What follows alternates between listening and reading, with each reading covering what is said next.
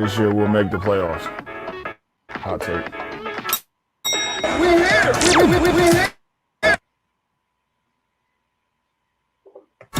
New York, we here. Hey, did you hear? What's up? We here. We are here. We here. Hello? We here.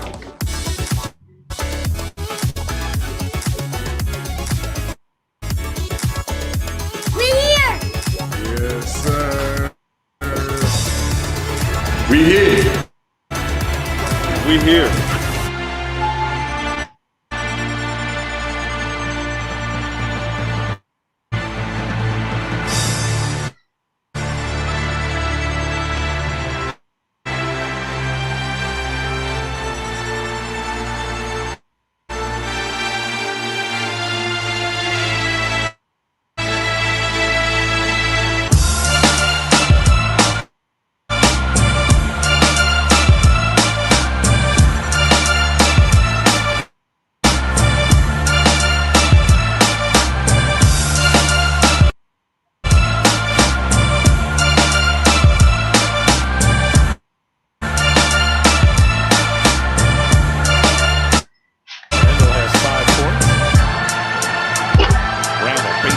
Shot is good.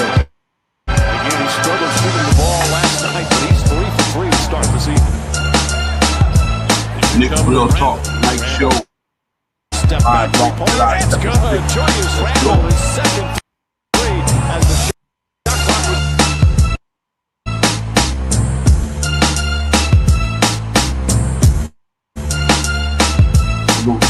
Salute.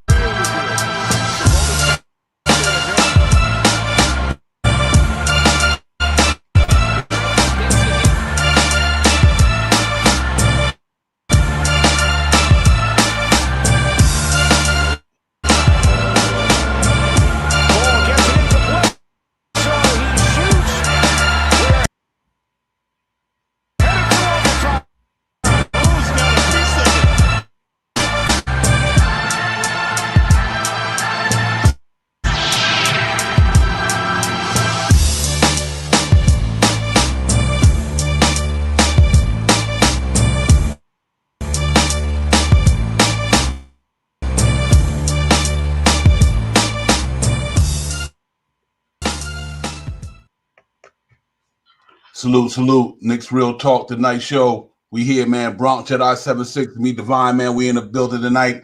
Talking Knicks on the recap of the last night, first round game, and preparing for the next game Wednesday against Atlanta Hawks at the world most famous arena for the second game of the playoff. Best out of 7. Knicks down 0-1. But we got to get it popping, man, and get back on our grind and try to get this game on Wednesday. But we're going to get into all that. We got a lot to talk about, man. Salute to Camilio in the chat. Salute to Spree. Latrell, Speedwell American Dream is in the chat. Salute to my brother. Yeah, man. Salute to everybody out there on YouTube, Facebook, Instagram, Twitter. We here, man. Knicks Real Talk, the night show. We're going to get it popping tonight, man. I got my brother BX Jedi 76, the co-host in the building with me tonight, man. And we're going to get into it, man. What up, BX? Good evening, Divine. Good evening, everyone out there. Camilio, Spree, Steel T, everyone that's out there listening to us. Brooke and Belly, what's going on? Real quick, the game 1 of the first round 4-5 series of the Eastern Conference goes to Atlanta. They strike first blood with a 107-105 victory over our New York Knicks to a capacity crowd of 15,000 screaming antics Knicks fans. You know, it's good to see the Garden was rocking. And, we fell for the first game. We're down 1-0. The New York Knicks, I'll go over their stats real quick. They shot 44% from the field. They shot 33% from three-point land. They were 10 for 30. They shot 73% from the free throw line. Despite the fact they out-rebound the Hawks 49-42, and they had +6 on the offensive boards. And despite trailing on defeat of 107-105, they even outsist the Atlanta Hawks. They had a lot of statistics that they were up more in favor of, except for the blocks, which I found kind of weird. Atlanta had more blocks. They had 7 to the Knicks 4. And the turnovers. The Knicks got to clean the ball. They had 11 turnovers to 6 from Atlanta, and Atlanta capitalized. The point in the paints were equal, 50-50 for both teams. And we saw, what can we say about the Knicks? They were led by Alex Burks. Alex Burks had a phenomenal fourth quarter, 27 points. And it wasn't enough. Julius Randle had a really poor game. He had 15 points, 12 rebounds, 4 assists. We know he could bounce back. But one guy that I thought should have had a much more impact was Reggie Bullock. He only had 6 points in 19 minutes. You had Nonis Noel had 6 points. You have R.J. Barrett with 14 points, 11 rebounds and assists. We have Derrick Rose with 17 points, 5 rebounds, 5 assists. You had Taj Gibson give us 5 points, 9 rebounds, 2 assists. Emmanuel Quickly, you had 10 points, 2 rebounds, 3 assists in 21 minutes. And Obi Toppin had 5 points, a rebound, 1 assist in 12 minutes. We just fell short, Divine. A lot of plays that we could break in, dissect every bit of this game. My thing was the Knicks just kind of hustled. A lot of the 50 went Atlanta's way. We had a lot to take a lead, and Lou Williams just run amok in the paint, and especially in that third quarter. And then Trae Young took over, did the same exact carbon copy game plan, and he took in the fourth quarter that pick and roll and that flew in the lane, and that 50 and with 55 seconds quarter, there was a play that R.J. Barrett had a steal. His momentum carried him out of bounds. But one thing we didn't speak about in the morning, and I've looked at the replay again. I kept watching it. Bogdanovic stepped out of bounds, and he never reestablished himself in bounds. And he was the first person to touch the ball. That should have been the refs, the coaching staff, everyone didn't catch that. That should have been for Knicks ball. That should have been a reviewable play, and it was right in front of the Knicks bench. I'm surprised that no one's seen it. I guess they were so wrapped up emotionally where they thought RJ had to steal, and they didn't bother looking at Bogdanovic stepping out of bounds and not reestablishing himself. And that would have been a big key. But hey, would have, could have, should have. That happened. Those are the plays that could have happened when Knicks way. Missed free throws by Julius Randle. A missed free. Beat up on Burks because he had a hell of a game. Spreewell was such. I thought about you when I saw Brooks going crazy in the fourth quarter. I was like, man, I could just Spree to let him know, yo, your guy is running amok, man. I know you had a smile on your face, even though it's for short long. But hey, we got a lot to hear your point on that. Let's go ahead, Spree. The floor is yours. Hey, salute to you, Divine. Salute to you, BX Jedi. This is therapy for me, man. That was a tough game. We got to move on. I know we got to look forward. We got to get game 2, point blank. We all been in this long enough. We understand you can't go down 2-0 to this team. With the offensive firepower this team has, we gotta find a way to get this thing back in our favor. Mentally, physically, we gotta be ready from the jump. I was disappointed in how we came out. Yeah, there were some nerves. The game could have got away from us. I was nervous the game was going to get away from us. But credit to the Knicks, they found a way to get back in the game. My issue is this, which is why it hurts more. A lot of the things that happened we could have controlled. End of the third quarter, Julius' terrible turnover leads to a Lou Williams 3. Can't happen. I thought R.J. Barrett could have secured that ball, Divine. That one that Trey was falling out of bounds. We defended it well. RJ was there. He read it. Get that ball. You got to secure that ball. It's a tough play, but it's a makeable play. Those to me were the two plays that stand out. There was a lot of them. And then just the whole night. And I'll say this just moving forward. We all understand. Julius Randle, we can't play like that if we're going to win. We all understand that. Even Bullock was bad, but my whole thing is this. I believe Julius can bounce back. I think we have to help him. He's got to get to his spots and be confident and make the right plays like he's done all year. But we can't this is a defense thing for me. This whole game was defense. Yes, Randall was bad, and I can fix that because I know he's going to come back strong. But Randall could play great the next game, and we'll still lose if we can't stop Trae Young. Yeah, absolutely. I second that. And real quick on a point Jedi made about that Bogdanovich thing, I think also Tom Thibodeau had used that challenge timeout, BX.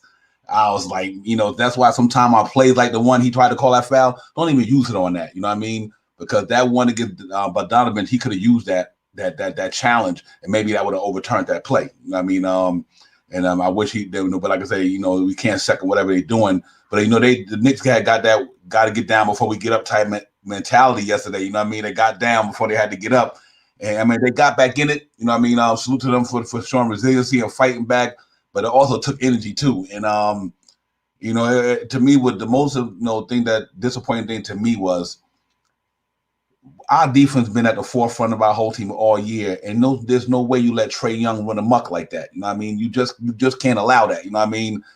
Players love to come into the world most famous arena and with a bright lights flashing and the bright lights is on to put on a show. And it was on us to stop him from having that show last night. You know what I mean? And we just didn't do that. And I think like they were saying earlier, I get it that he's Trae Young, but you know what? There's nobody in the league that's unguardable. You know what I mean? There's nobody in the league that's unguardable. You know what I mean? And I just think that in the first half we did pretty good. We're letting them score, but not getting in there, just getting fouled. When he started running to the foul line, I was like, okay, the game is starting to change a little bit. But you know what? We know it is what it is. You know what I mean? Knicks had opportunities. We had opportunities last night. You know what I mean? Yeah, Divine, I think my issue too was I think we played 2 on him. I mean, I think you can't give him one look. I think we got to mix it up with the guy like that. Maybe at times take the ball out of his hands, trap him like we did earlier against big players like Damian Lillard, Kyrie Irving, where we put 2 on the ball, make somebody else beat you. But a lot of his work, like you said, Divine, was right around the rim. Even Lou Williams was getting layups. My whole thing is this: if Trae Young's going to beat me, I'd rather it be contested threes. I don't want any easy money floaters where he can spray the ball out, kind of like that. That's not going to work for me. So this was a disgusting defensive game. I understand we only gave – I mean, if you think about it, we should have still won the game. They gave up 105, whatever. We're a much better defensive team. We gotta hold this team. It's a hard team to guard, Divine, but we let Trae too comfortable. Everything was easy. And if we're going to beat this team, the New York Knicks defensively, we have seen this team in the regular season defend at a high level, and they have to be so much sharper. It's not even funny if we're going to win this series. Yeah, absolutely. I agree. Like BX said earlier. Go ahead, BX. No, I was going to say that was the most disappointing part of the whole night. Veterans didn't show up. Night in, night out, they've been here all season. The hustle, the grittiness, and to be out 50-50 ball, not testing these shots. That last play with the Trae Young, where Ntilikina should have forced him to the left. into play at the last minute to try to get a stop. But also, I earlier we said it was Gibson, but I looked at the play again. Probably could pull it up and probably put it on the screen. It was actually Randall who had a contested shot, and he did it. And if he would have came in and I think Trey would have not gotten floater off, because remember down the stretch in the fourth quarter he kept trying to feed the ball inside the paint, and he kept turning the ball over and over again, looking for Capella, looking for John Collins, and he kept turning the ball over. They were forcing that, and they should have kept that play. It was working, and I don't know why they didn't come in and double to force him to try to get the ball, and he was being wild. And I looked at that, I was down, and man, I was like, man, Randall just had to go in there. We were talking about where it should have been Taj, but Randall was, man, Randall, he just didn't have his head in the game last night. And you heard Clyde Frazier, say that on the broadcast, on the MSG broadcast. He said, Randall just didn't have it. He hasn't gotten it going. And I'm like, wow, game one of a playoff, fourth quarter, and Clyde telling you haven't gotten going. It was a little concerning in my opinion. Yeah, I agree. You know what, and them some of the negative we might have got to take for the game, but there was a lot of positive things as well. And I'm agree. I'm not too much concerned. You know, we let one get away, but like I said, it's a long series. I know we win on Wednesday. I'm not even concerned about that, and I wasn't even concerned about yesterday, just due to the fact that all five of our starters had a subpar game. You know what I mean? And it happens. Yeah. It's that all of them, every one of them starting five guys had a subpar game. Then RJ came on a little late in the second half, and like I said, I think that happened just because of the atmosphere. And that place was on fire last night, brother. That place was rocking. I mean, that's the craziest I've seen MSG in years. You know what I mean? And so they just came out flat, man. They kept shooting the three ball and shooting jump shots. And by then, Atlanta already got up by 8-9 points. What they should have did was start driving to that hole. You know, Reggie Bullock, you shoot them three. If they're not working, go and drive to the basket. RJ Barrett, drive to the basket. Go to that basket first to get you a feel, to get your rhythm back. And then once that happens, you go to the foul line. Hopefully, you hit down and knock down a couple of free throws, and then get your shooting rhythm back. But you know what? I'm not concerned at all. I think I know we're going into the Garden on Wednesday, and we're gonna rebound and make it happen. You know what I mean? It was just one of those games where the hoopla, the pageantry was there, the bright lights on Broadway, the place was amped, 15,000 fans. They haven't played in that atmosphere all year long. I'm talking not 2,000, 15,000, and the place was buzzing. You know what I mean? And I mean, it was beautiful. But you know what? But Randall, I think his pregame had me a little concerned, because normally when I watch Knicks basketball all year long, they go through their drills. You know, they run up sideline to sideline, shooting their three. I noticed Randall, he was. I think he tried to get into the moment by dancing in practice, doing this and that, and blah blah blah. Then he shakes Spike Lee's hand. He run onto the floor. They wasn't doing that all season long. You know what I mean? And so to me, that showed me right there when I first seen it, like, oh, this don't look good, because they look like they getting caught up in the moment. They're getting caught up in the fans. They're getting caught up in the adrenaline of the actual impact of the people being there. So I kind of thought that played on into their hand a little bit.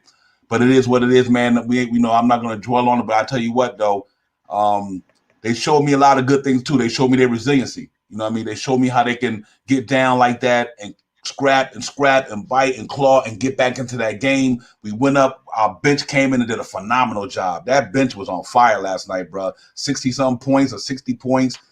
They kept us in the game. They did, and they was playing hard. Todd Gibson, what can I say? He was bringing it. Alex Burks, obviously, that's what I told you. Like, my X factor for the whole series was Alex Burks. Alex Burks came to the table. Derrick Rose came to the table. Obi Toppin came to the table. Quickly came to the table. Our starting five just didn't have it. They just didn't have it. You know what I mean? And it happens. But I take the positive, because we not having our starting five playing the way they played and only lost by 2 points. You got to look at that positive as well. You know what I mean? Wow, they had a bag and we only lost by 2. So if our second unit get it together Wednesday, that might be a blowout. It might be a different scenario. You know what I mean? Yeah. Yeah, I hear you, man. There were some positives. It's hard to see the positives, but there were. We just got to be better, man. I mean, it's just that simple. That just because this happened in game one doesn't mean every game is its own game, and you just got to get out of your head. You got to leave that game alone. You got to be mentally tough. Julius Randle has had struggled. He's had bad games, and this is a new level for him. And that's another thing I talked about with Sim yesterday. And we talked about it really all season. I mean, we all expect Julia. Your great players have to play great. Shaq said it last night. They don't have two bad games in a row. But the reality of the situation is, and it's not an excuse because that was Trae Young's first playoff game. Right. But you're not gonna be. You gotta learn. You gotta learn.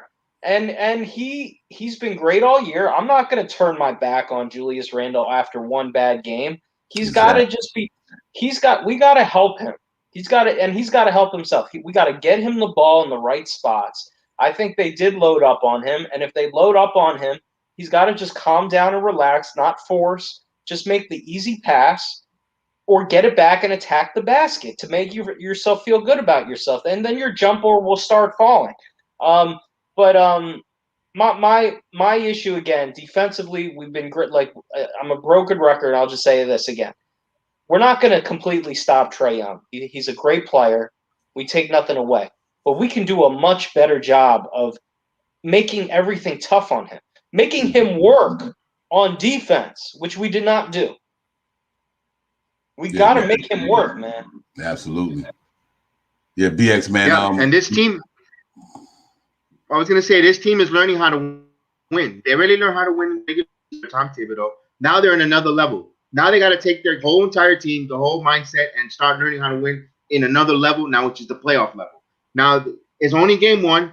We need to relax.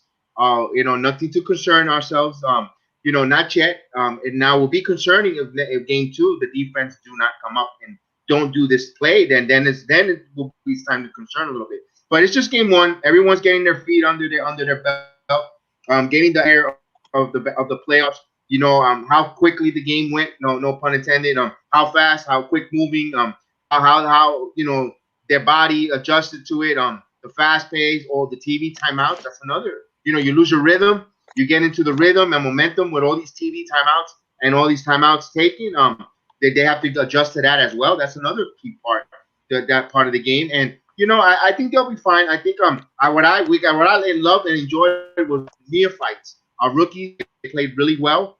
They played really excellent. They played with confidence, winning basketball. That's that winning basketball that I was talking about with Tom Thibodeau. And remember, these kids are fresh canvases, and they're being molded by a Tom Thibodeau, and they're learning how to play winning basketball. And to see them come up in the playoff like that, winning basketball, you gotta love it. You gotta love it.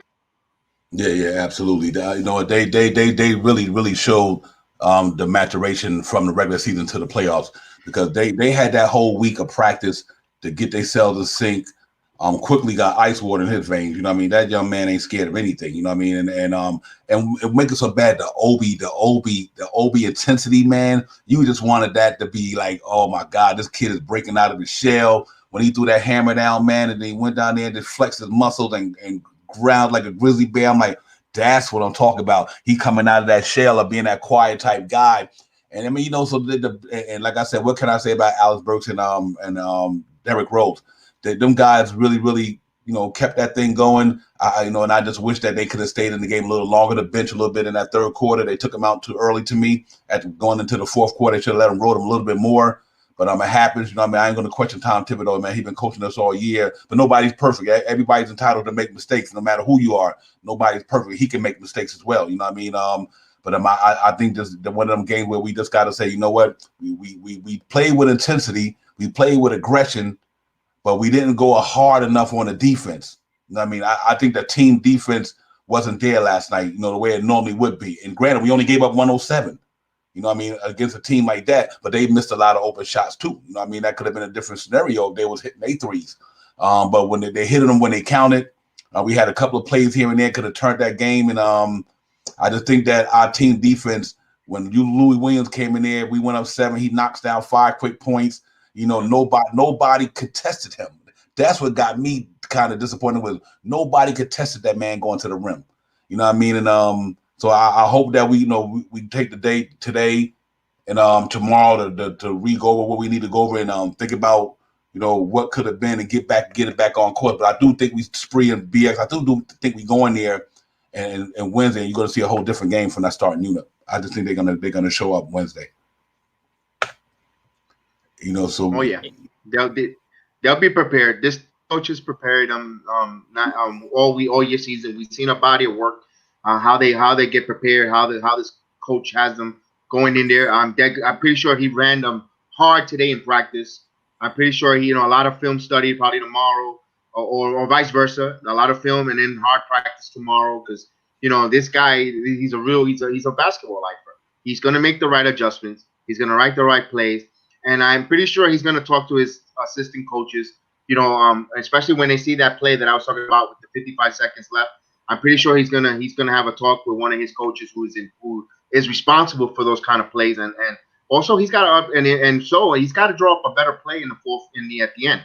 You got to see that 7 seconds, that last play. Burks inbounding. That was something that we talked about. And we keep running it home. Should have ran that play from the Pelicans game that they tied with Rose going to the basket and kicking it out for a three or an open look to a shooter. That's another. But I know that they're gonna. I think he's gonna have a nice talk with his coaches. It's a game of adjustments. It's only one game. We cannot panic. We got to show and he's also got to show he got to be calm, cool, and collective. And I think he did. I think he will. And I think he knows it's a playoff, guys. This is what it is. We could have been right now from the outside looking. Just got to, game one, plus game one. Nobody likes to lose. But I think we'll be all right. We'll bounce back, and I think we're gonna be ready for game two.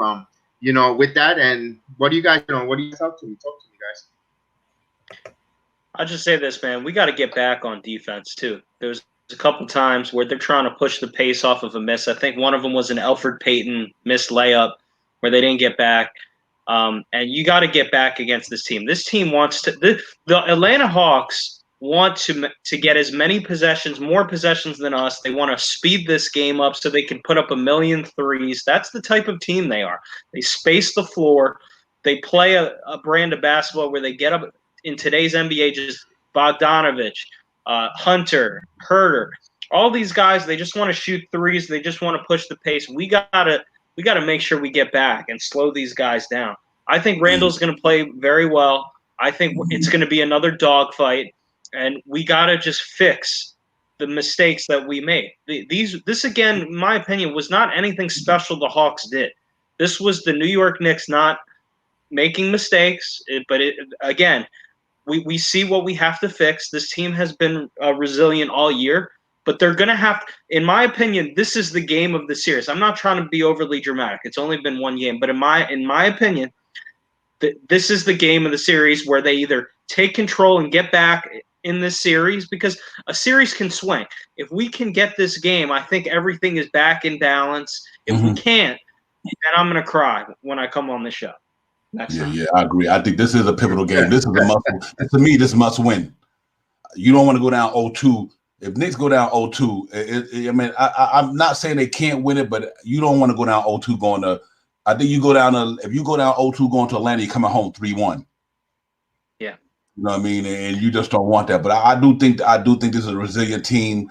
I know they'll bounce back. I'm truly not even concerned. I'm really not because I'm not concerned because of what I seen yesterday. I know it wasn't because of they couldn't play the Hawks or couldn't beat the Hawks. They just didn't bring their A game on defense. In that first quarter, they was missing shots. You negate that. You negate them 5 starting guys not doing what they did last night and come out better. So Wednesday, I guarantee you this will be a totally different game. And if our bench do what they did, I think the Knicks will smoke them the next night. I know I know the players are always competitive for game. They always going to be 2 points here or there, whatever the case may be. But I do think the Knicks going to play a much better all-around game. And I think they know they let one get away. I know they know that. The Knicks said we let one get away. The one that you know what? I wanted them to win that for the fans, though. You know what I mean? That was the most disappointing thing to me is that I wanted them to win that for that Garden last night. They had 15,000 up in there, and that place was raucous. It was crazy. And, and I'm sitting in my chair like, man, this is crazy. I haven't seen this in years. So, but at the same time, it's the NBA, and you got to play who in front of you. And I think what we got to do the next game, you got to make Trae Young shoot from the outside. Yes. If you got to make him beat you, because if you make him shoot from the outside, that negates the lobs, that negates all that other stuff. You know what I mean? So we gotta make Trae Young take that outside game and see if he could beat us from there. Because he only shoot 34% from behind the arc. It's not like he's tearing it up. You know what I mean? So we just gotta make him put that ball up before he gets to that foul line. I think that would be the key to the game Wednesday. Divine, do you think? And BX Jetta, I want your opinion on this. I think there's been a lot of talk the whole year about Elfrid Payton. Okay, we need to get off to a fast start. I agree. This is what I think Tibbs will do. I think Elfrid's going to start again, game 2, and I think it's going to be a quick hook again, probably. We got to get off to a fast start. If we do not get off to a fast start in this game, and it's very similar where we come out, we're down 12-2, 14-2 with Elfrid or whatever. Elfrid's really not doing any much on defense to help us. I could see in Atlanta Rose starting the rest of the series with IQ off the bench and doing something drastic like that. At that point, I think one more game is going to give it. I think he's going to give it one more game, but they need to get off to a fast start. Period. Yep. So, yeah, BS. What do you think? What are your I can thoughts? see that. I can see that. I think it'll work. I think if he does that, I think it'll work. I think IQ has the makeup, and has the ice water veins to go in there. I think that, and I don't think you lose much from the bench, bringing it into the play there, and spreading those minutes. I think that will work. I think, to be honest with you, that's a good point. I know it's a lot. They're gonna say, why a rookie? But man, this kid can handle it, man. This kid can handle it, and you also got Julius Randle who can bring the ball up as well and help out quickly. And between those two, I think you get a little more what you're getting from Elfrid Payton currently right now. That's my opinion. Yeah. Real quick. Yo, salute to the chat, man. Salute Brooklyn Belly. Jermaine, man, out, and salute to you guys. Allah Wise in the building. We got G Money in the building. Salute to everybody. Silk T in the building. Salute. What it is, man. We got to get it popping, man. We know, but we gonna bounce back though, man. Camilio, salute. Nick, man, salute. We gonna bounce back. I'm not even concerned about it, and I'm truly not. Sergeant in the building, salute, Sergeant. We see you, my brother. But yeah, I think we got to do is we just got to go in there, make our adjustments. But that Elfrid Payton thing, like you said, Spree, he might get the quick hook. I mean, he might get the quick hook because that's one of the things I'm kind of disappointed is that he was playing good early in the year. You know what I mean? But since the trading deadline and knowing Elfrid Payton haven't been Elfrid Payton, I don't know what it may be. But I'm not knocking the man because Elfrid Payton was the reason why we there also because he played some good ball in the beginning of the season. So it's not for me to knock Elfrid Payton. It's just that right now something going on with him. Something's going on with Elfrid Payton. Who knows what it is? But you know what though, man? Just like a lot of them other guys like Frank and Knox and them become situational. You know what? He might need to be that. I mean, to me, you got to treat everybody the same. If you're not playing right, then you shouldn't be out there. Point blank. That's just the way it goes. If you're not playing your best ball or you're not giving us anything, then he shouldn't be there. Because I think one play in the first game, Elfrid Payton got his first shot right. He went to the lane, got a float or something. They took the ball out. They running down court, and Trae Young just run right by him. Yes. Layup. That right there. Yeah, that was the killer. Yeah, that's like, yo, you can't have that. You cannot have that. I don't care who, even if that was Randall or anybody. When he hit that floater and they was running back down court and Trae Young just ran right by him. He didn't even try to even knock the ball out of his hand or do anything. I'm like, Elton, what are you doing? That's not how you get down. So I think they got to. Elfrid Payton got to find something. I hope he do. But I'm the type of person like this here. Everybody should get held accountable. I remember get held accountable the same way. Because think about this here. Remember late in the season, RJ wasn't playing good in the last quarter. Tim sat RJ. He sat him. You know what I mean? That Randall whole Tip sat Randall for more minutes in the first half right. than Yep. he's accustomed to, and which was the right decision. He did it yesterday with Alpha Payton. I'm not Alpha Payton. Reggie Bullock. I'm sorry, Reggie Bullock. Reggie Bullock sat almost that entire second quarter or something like that. Yeah. He like, nah, you ain't got it tonight. So he probably run out the same team, that he had out there, which is fine. And he probably run out the same starting lineup. But I think they'll make the adjustments, and I think they're going to bounce back real heavy. I think the Knicks going to have that play. The play's going to be on fire again. But I would like to see our defense go back to what they do best. You know what I mean? Our defense, that team defense. And I've seen a couple of plays. I just didn't see the tenacity, the energy. And the only one really had it to me on defense was Todd Gibson. You know what I mean? He was trying his best to make it happen because he stayed scrapping, getting on the floor, doing what he do best. So we got to hope that these guys get back to what they do best, and I think they will. I really think they're going to come in there Wednesday, and they're going to put this thing down. You know what I mean? And it happens. You know what I mean? It happens. You let one get away because you wasn't playing your A game. Because I just don't think our starting five Wednesday going to do what they did Sunday. I don't believe that. I just don't think they believe that, BX, man. I don't see our starting five going through that same thing they went through on Sunday. No, I think they'll play much better. They're going to play much better. I think you're going to have a balance. They're going to be much better. And maybe the bench might instead of 62, they'll score 55 points or 50 points. A little balance up there. I cannot – one – to hit shots. I saw he said he was working hard on that.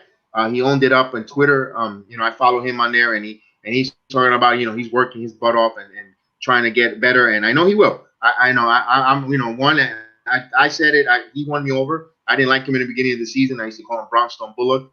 And right now he's one of my favorite guys. His defense, his shooting, and I think he'll rebound. I think he'll have a better shooting game. One thing I did see him making an adjustment, a few points. He didn't just settle for threes. He did a little bit, and he dropped a couple 17-footer shots. So he makes those adjustments. If he keeps doing adjustment and get what he can, what his strengths are, I think we'll be all right. I think he'll have a bounce back game, and I think Julius and is going to have a good game as well. I just hope that if they do play Payton, he just goes in there, gets a bunch of steals, and be a factor on the defense. That's all we want right now from him. We don't need him to score. We have a lot of other guys firepower for that. We just want you to play strong defense and just be a presence out there, an offensive presence. That's all we're asking. Hey, Spree. Real quick, do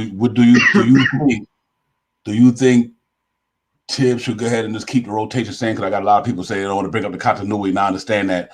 Do you think that let's say even though Knicks win tomorrow, but Alpha Payton still struggles? What do you do in that situation? Even if the Knicks win, but Alpha Payton still has a poor game, do you get ahead and try to change that up and say let's start Frank or somebody? Because to me, I think what a lot of people are missing, we know Frank ain't the best player, but one thing Frank could do, I was saying earlier that Alpha Payton can't do, he can knock down a 3-point shot.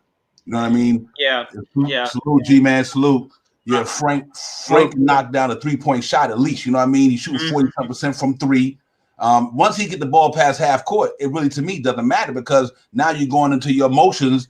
And I think if my man, if Alpha Payton don't have a good game, I just think that we might have to get this do that thing and put Frank in there. I don't care if you give Frank 5 minutes like you giving Alpha Payton. You know what I mean? Right. And if it don't work, then you go back to Alpha Payton. But you got to try something though. I think it's Divine. It's all about if we win or lose the next game. I think it's about if we win. I think he's going to stay with it. Okay. I think if we lose the next game, anything's on the table. But bottom line, my issue with the Frank thing, and there's as you know, we've got a lot of Frank. We got a Frank. What do they call themselves? The Frankers. Yeah, right. Frank Hive. You got a Frank. The Hive. My whole thing is this. I don't think this is my personal beliefs. You guys may disagree. This is a healthy conversation. I did not like him being out there for the last play. I don't believe a guy cold can come in on the last play, whether or not you think he's the best defender in that spot. I personally just don't believe that you put him in that situation. If you're going to play Frank, in my opinion, find 5 or 6 minutes for him in the game. I do not believe, oh, Frank, I need you on this one play. It's the most important play of the game. You're completely ice cold having a McDonald's burger on the sideline. Go in there and get it done. I'm sorry. I don't think this ain't the regular season. It's the playoffs. I think Frank could be playable in this series to space the floor if we need defense. Absolutely. Like I said, man, Alfred's got a quick hook. He's not the reason we lost the game. There's so many other reasons we lost. If Julius himself, we win that game. But Alfred, he, like you said, Devon, he's just gotta, and he's been bad for a while. He's just gotta play harder. He is capable of playing good defense. He is. He has the ability to do it. He just has to play his role and finish a couple layups for 5 minutes, be an NBA player, relax, enjoy the moment. This is probably going to be your only chance to ever play in the playoffs. Probably, he's not going to get many more chances than this. So you better take advantage of it. And just do the best you can, man. We're not asking you to be amazing. We're asking you to just do your job. That's it. Yeah. G-Man, chime in, man. What do you think about what you seen yesterday? Oh, so if you had this show yesterday, I would have said a whole bunch of things that I'm not going to say today. So I had time to sit down and sleep on it and just kind of go back and dissect the game, right? So what I would say is this. In retrospect, looking at the game, all the mistakes, all the turnovers that were made, all the missed shots that we missed, and the lack of playing defense and making Trae Young work, we only lost the game by 2 points. Where, in any other situation, we should have got blown out, literally blown out. Mm-hmm. But that tells me that there were some things that we actually did right. Okay. So I'll start with, I'm going to start with what you guys' current conversation is, and I'm going to work backwards from there. So Alfred Payton, right? I believe that in the next game, they should start quickly at point guard and sit Alfred Payton. So, and it's not anything, not saying that Alfred Payton is the reason that we lost the game. That's not what I'm saying. But what I am saying is Alfred Payton is not giving us any productivity offensively or defensively when he's on the court. And that's evident because his minutes are getting cut shorter and shorter and shorter. Tibbs had Derrick Rose in the game yesterday at what, 3 minutes? That's not Derrick Rose. That's not when we insert Derrick Rose into the game. So that right there told me that Tibbs is having second thoughts. And then I was surprised when he started him in the second half. That really surprised me because I thought I had seen the last of Alfred Payton for the day. I don't know what was said in the locker room at halftime, but obviously that didn't work because he came out, but he had the only positive thing that Alfred Payton contributed to the game yesterday was 1 assist. That's it. That's what I'm saying. 8 minutes, 1 assist. And we cannot have that type of performance from our point guard. I mean, that's we just can't. We can't. He had no steals, no blocks, no rebounds, 1 assist. I mean, that point guard, NBA point guard in the playoffs. Come on now, stop playing with me. Don't play with me like that. So that's Mr. Payton. Julius Randle. So Mr. Randle, I need for him to get out of his head, right? I need for him as the leader of the team to be able to see the game for what it is, right? You can't look at the 25-meter target and get focused in on that because then you're missing the big picture. So when his shot is not falling, so we had 2 things going wrong in this game yesterday. Julius' shot was not falling, and then the guy that he looks to kick it out when his shot's not going is Reggie Bullock. Now his shot wasn't falling. So that's a tale of 2 tapes right there. So I fully expect for us to come out on Wednesday shooting better. And once that happens, that's a totally different ball game. So, to you guys' point, we have to do something about Trae Young, right? He is not Trae Young. We made Trae Young look like an all-star yesterday. You know what I'm saying? He's getting past everybody. He's getting the ball. He's distributing the ball where he wants to get it to and getting his guys involved. And I agree with Spree. There is no way in the world Tibbs should have put Frank in that game with, 0.9 seconds to go and saying, hey, I need for you to go out here and stop somebody when he hadn't played all game. You don't do that. You don't. I mean, you don't know you. In order to be a good defensive player, you have to have time to address and assess your opponent's tendencies, right? So when he gets a little hezzy, I know that I've been playing against you for the last 5-6 minutes. When you do the hezzy, I know you're gonna go to the right, so I know what I need to do, right? But he had no opportunities, and it made Frank look real bad because he almost broke Frank's ankles in that last play. And that's what people are going to focus on. Oh, Frank Ntilikina is supposed to be this outstanding defensive player, and he just got his ankles broke by Trae Young. Come on, stop playing with me right now. Right.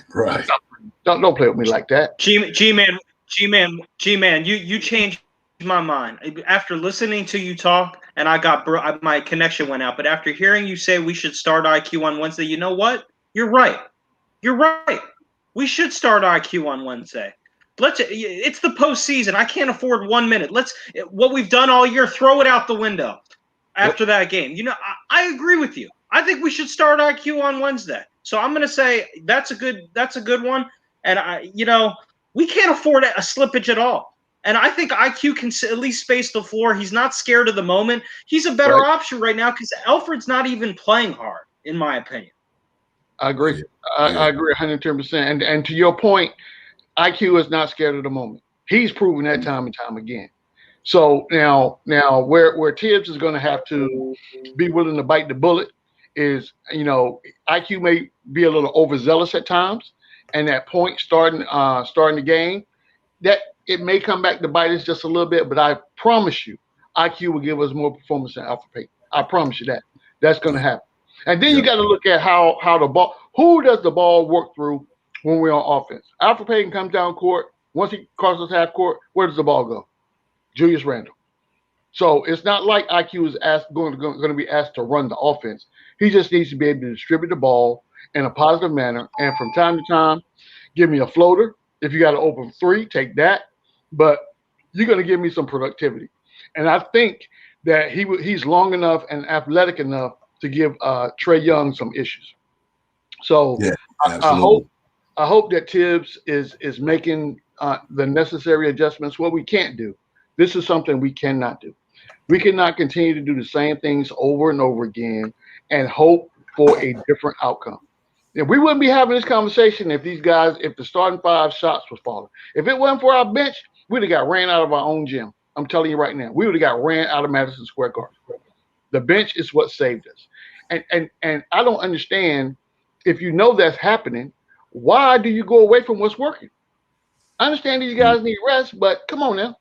At least give me a little pat. Now we got a 7-point lead, but you didn't, in my opinion, Tibbs did not make the necessary adjustments fast enough. Because when you go you're going away from the hot hand when the hand is hot. Don't do that. Let the hot hand shoot itself out. Now, once that happens, then you make the adjustments. Yeah, but true. It's the first game. In retrospect, I want, to your point, Devon, I wanted us to win that game for the fans. First playoff game in the Garden, 15,000 screaming fans. I wanted it for the fans, right? Absolutely. But the positive side of that is this. The New York Knicks, in their first playoff game in more than 8 years, got punched in the mouth. So that tells you that this is nothing about this is going to be easy. Nobody's going to give you anything. You got to go out here and you got to earn this. So right now, this is a gut check. It's all about who wants to move. So you got to dig deep, figure out what you want to do, and go get this win. Not only do you got to get this win, this is a must win for us. To your point, this is a must win. We cannot go into Atlanta 0-2. We just can't. Must win. So after this, I say we'll go, and I think we'll split in Atlanta. I hope we get both, but I'm expecting us to split in Atlanta, and that gives the series 2-2. I'm sorry. It'll be Wednesday. Yeah, 2-2, because we win Wednesday. We win one in Atlanta, and then we're good. And then we come back to the Garden and close it out. That's what I'm expecting. I'm still going with my 5. Absolutely. Me and you both. I'm still going with that. I really believe that too, man. I really believe that after yesterday's game, sometimes you need that, because the Knicks might have came in there too cocky. Yeah. You know what I mean? You came in there too cocky, like, okay, we got this. We beat them 3 games in the regular season. We at home court. We got the fans. the law of nature's on our side, but unfortunately it didn't work that way. But you know what? I know the Knicks gonna bounce back, and I agree with you, G-Man. I still got us going up. Let's say in 5 games. If we go 6, so be it. I take that too. But I think we're gonna come back and handle that. But real quick, we got Divine, Bronx Jedi 76 Spree, Sergeant Nick fan for life in the building, and we got a lot of Wise in the chat, Frankie in the chat, Sin Nick in the chat, Shine. We got Shine, Nick Man in the chat, Alton Lee's in the building. We got everybody up in here, man. We talking Knicks, man. Y'all hit that like button, subscribe to the channel. Y'all already know what it is, man. Knicks Real Talk from a fan for the fans. Y'all already know, man. We're gonna get it popping, and we're gonna, like I said, the next game. I think it's gonna be on fire. We know it is what it is. We that's water under the bridge. It's over with. It's done. Now it's time to move on to the next one. And I think we're gonna come out with a whole different mentality. Because, like you said, and like I said earlier, to lose by 2 points when your whole starting 5, didn't give you nothing. And you only lose by 2 points and still score 105. Divine. You gotta look at the positive in that. You know what I mean? Divine. You really do, man. Yes, sir. If the Knicks, here's why I also think that the Knicks should start IQ in the next Wednesday after listening to G-Man preach it, and I think he's right. I could be wrong, and you could all blame me if this goes bad. It's fine, I can take it, but.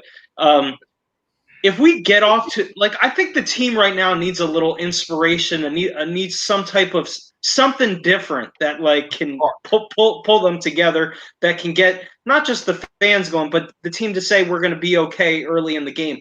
I feel like if you put IQ in there and we kind of jolts us and gets us that 15-7 lead, 15-6 lead early in the game where we're hitting a couple threes, feeling good. We're like, okay, we're fine. We're going to be fine.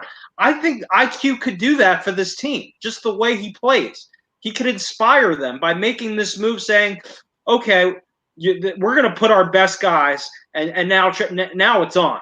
I think he could do that. I'm not saying he will do that because Tibbs likes his rotations a certain way. I'm just saying starting IQ could actually inspire the team.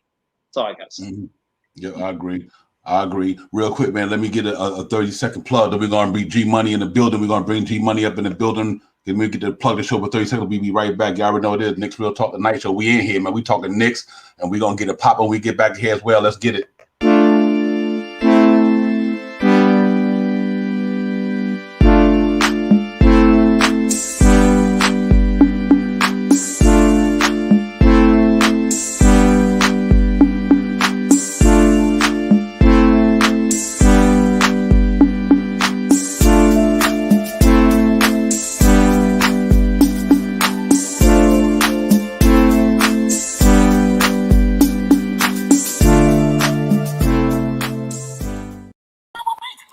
Yeah, we back, man. Knicks Real Talk Tonight Show. Divine, Bronx Jedi 76, G-Man for life, Spree, and we got G-Money in the building on the panel just chiming in, man.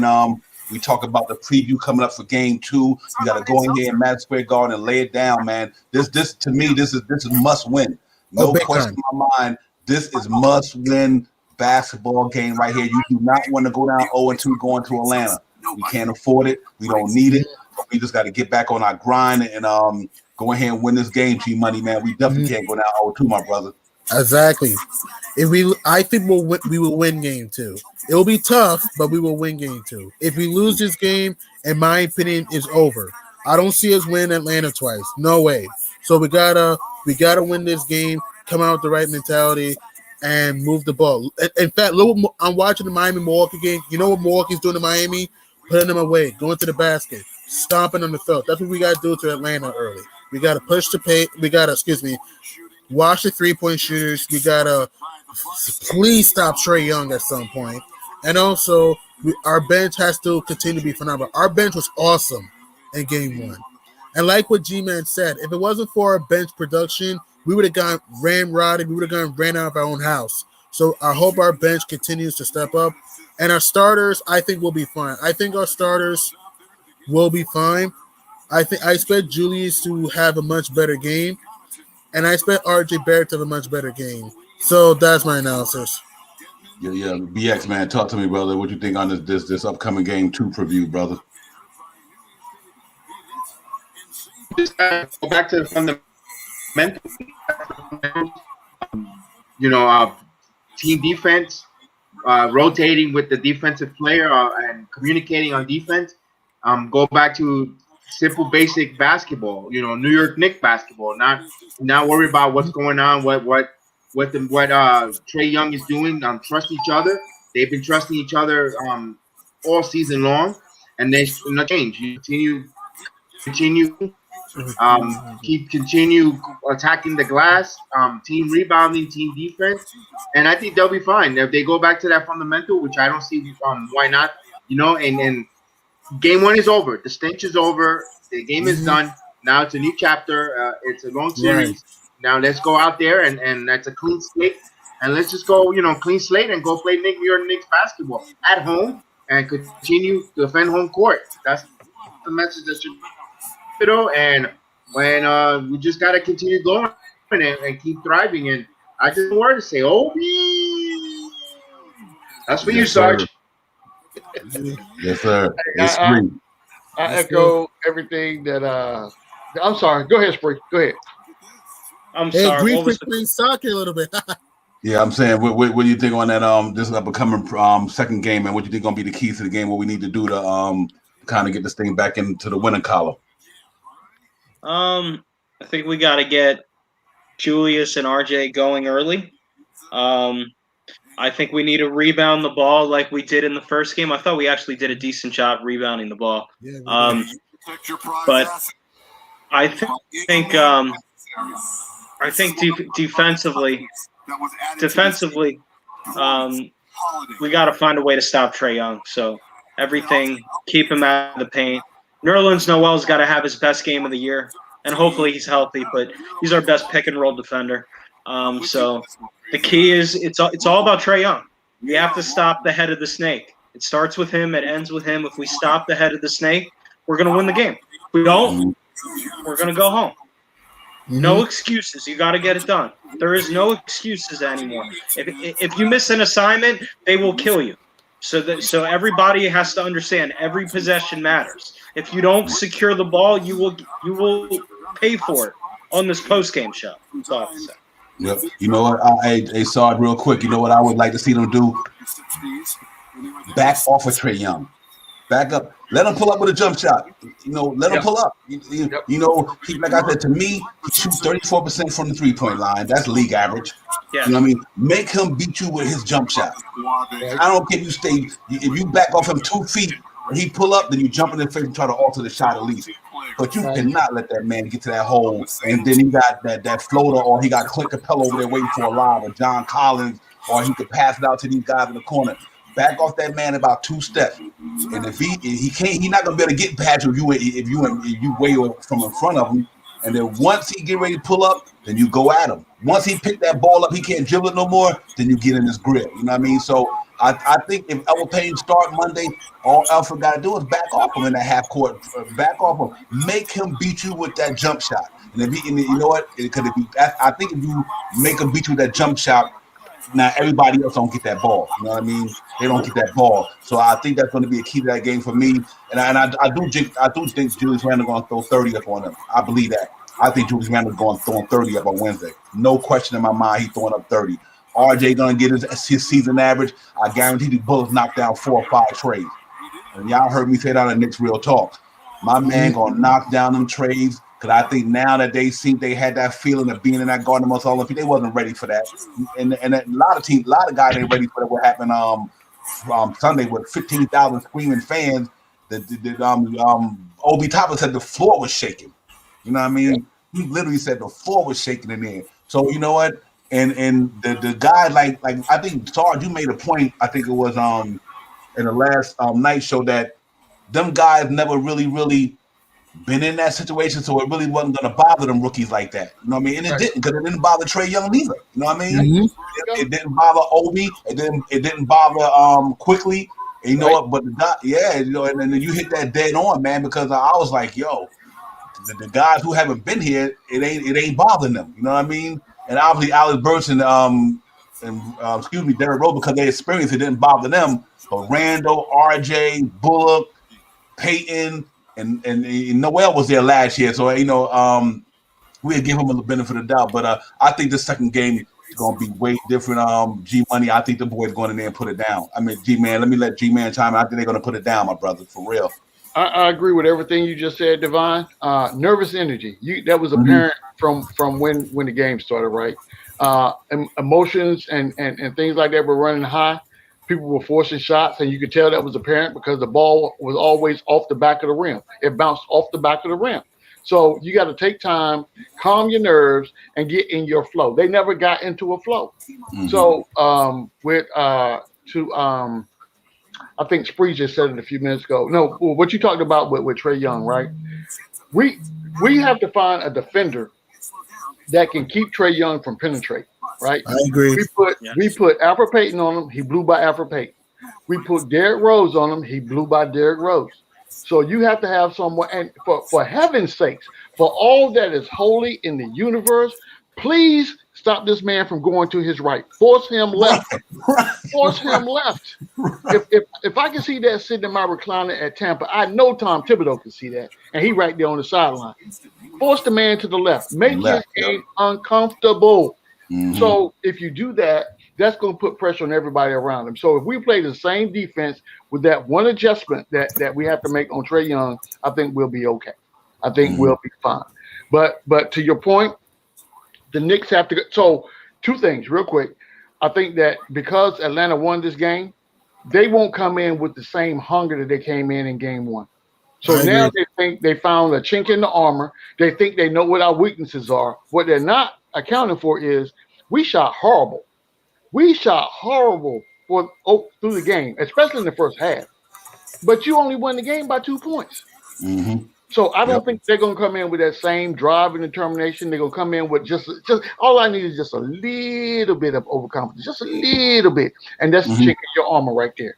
So when Bullock started dropping them trays on them, and Randall started going to the paint and getting to the foul line, that's a whole different ball game. And that's I need for Randall to stop settling for jump shots.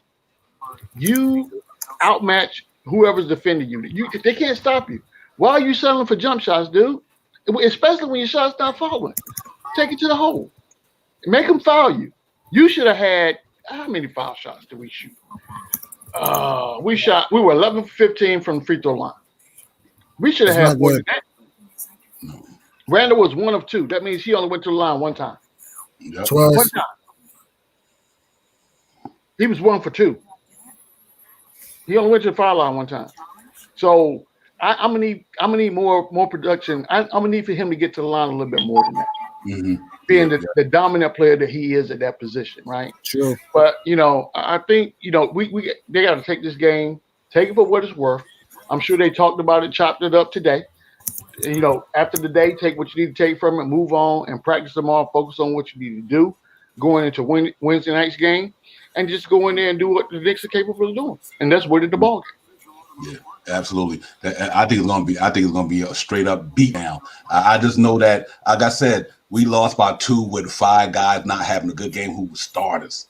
Look at Julius Randle. Imagine if Julius Randle hit his average. Just average. Doesn't matter if he had his average. 23 points. That's 8 more points than he made last night. Imagine looking back at Reggie Bullock. Imagine if he would have did what he been doing all year. That's another 6-7 points they left off the board. Already left 3 points on the table.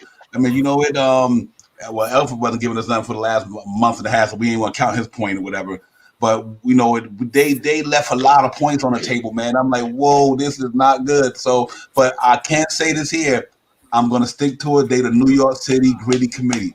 They stayed and scrapped in that game. They're like, nah, we ain't going out like that. And that was impressive to see. And I think that's what you got to take to be positive out of this game. Them cats say, we got to get out before we get up. That wasn't the right mentality to have, but it happened. But them cats kept, and when they went up 7, and Tom Gibson did something, the energy to that crowd, I thought we was about to go on a run then. I thought we was about to go on a run, bro. I was like, the next thing Lou Williams, the team defense. 2 big baskets. Yeah, that was tough, bro. I was like, whoa. But I like what I seen overall. To have a bad game like that when I started and still compete like that, at least you can't knock the Knicks for a lack of effort. You know what I mean? I don't like the way they played defense, but the effort was there. You know what I mean? I'm like, man, so we got to take the positive out of it. But I think we go in there and do it, Spree. Tavine, the effort was there. I'm not questioning the effort. You're right. You're 100% right. It's just the nerves, first playoff game, mistakes. They played quick, but they just didn't play smart. And I think they're going to play a better, cleaner game. And you're right. There were some positives. It was good to see Obi and IQ get their feet wet in their first playoff game. Yes, sir. And you know I'm an Alec Burks guy, and I may jinx him. He was huge, but I think I'll say this: I don't want to jinx him because I still think he'll play well the rest of the series. I have faith. I don't think he'll play. I mean, 27 points, that's a lot. I was happy for him, Divine, because the whole world kind of got to see what we've seen in him the whole year in the fourth quarter. And you know me, I've been saying in jest, but I have been saying that he does remind me of Michael Jordan for a few minutes. And a lot of people that hung up on me and thought I was crazy, I got a lot of text messages and tweets for when he was going off saying, you know what, I think I've seen the light. So that was right. He was my ex when we had a couple shows ago. He said who our X Factor was. Yeah, he was your X Factor too. He's my X Factor, man. That brother is a walking bucket, dog. I mean, but what I like about him, he get it in every spot, though. It's not a place that he can't get it from. You know what I mean? Mid range, 3 point, driving. I mean, that cat knock it down from anywhere. And I just think that he's impressive, man. He really is, man. But you know what? I like the way he did, but I just think that Wednesday. But I'm gonna tell you something real quick. That Obi Toppin dunk and that RJ Barrett dunk on the fat. That was beautiful. Beautiful. He shook the guard with that, bro. Amazing. How about the one? How about the one Burks jumper where he fell back? He like was on the baseline. He had Kevin Hurt on him. Near the elbow to put up 3. He dribbles behind like falling backwards like MJ. I've seen MJ make that move. That little one that reminded me of Jordan against the Utah Jazz. Yeah. That was impressive, man. That Obi dunk, though. That Obi dunk was a rip. When he dunked that ball, when he ran down court, when he was like, "Oh," that's the Obi I been wanting to see all year. You know what I mean? His intensity. He was like, "That's what we needed to see. We need to see that man with some fire under him." And I think that Garden brought the fire out of Obi. He was like, "Oh, this is New York City right here, man." So that was nice. Gotta get Obi his props on that one, man. They gotta bring it again, bro. They gotta bring it again. They just gotta go hard, bring it again, BX, and they get there and get it popping. I think we're gonna be all right, though. I still think we winning this from 5 or 6, for real.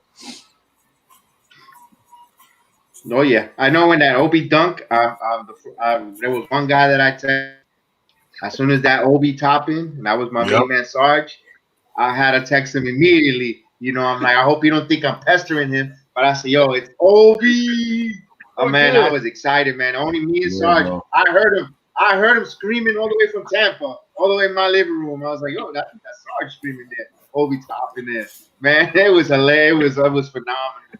It was just phenomenal, man. I told you he's gonna have a big impact, man. He's gonna have that Marcus Camby type of putbacks and offensive rebounds. The best is yet to come with that kid, man.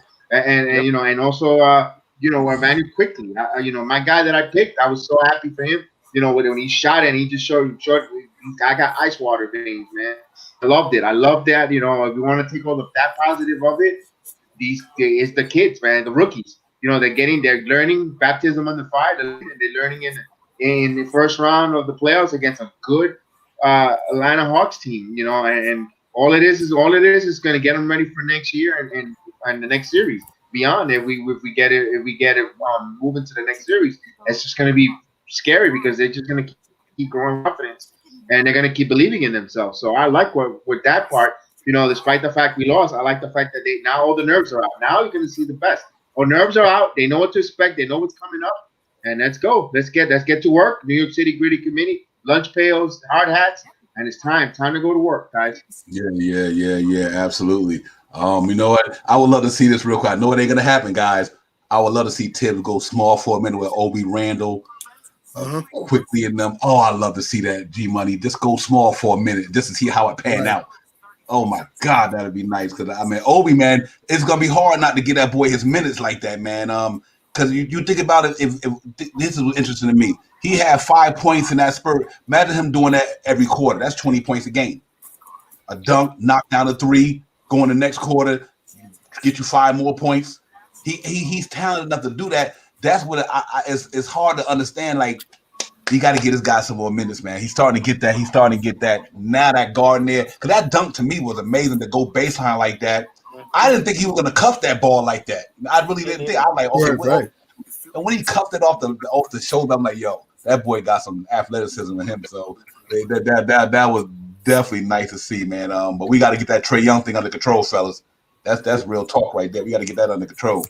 I'm gonna touch on my man real quick. I'm not gonna turn this into the Obi Toppin hour, right? But go ahead, brother. It's all good, brother.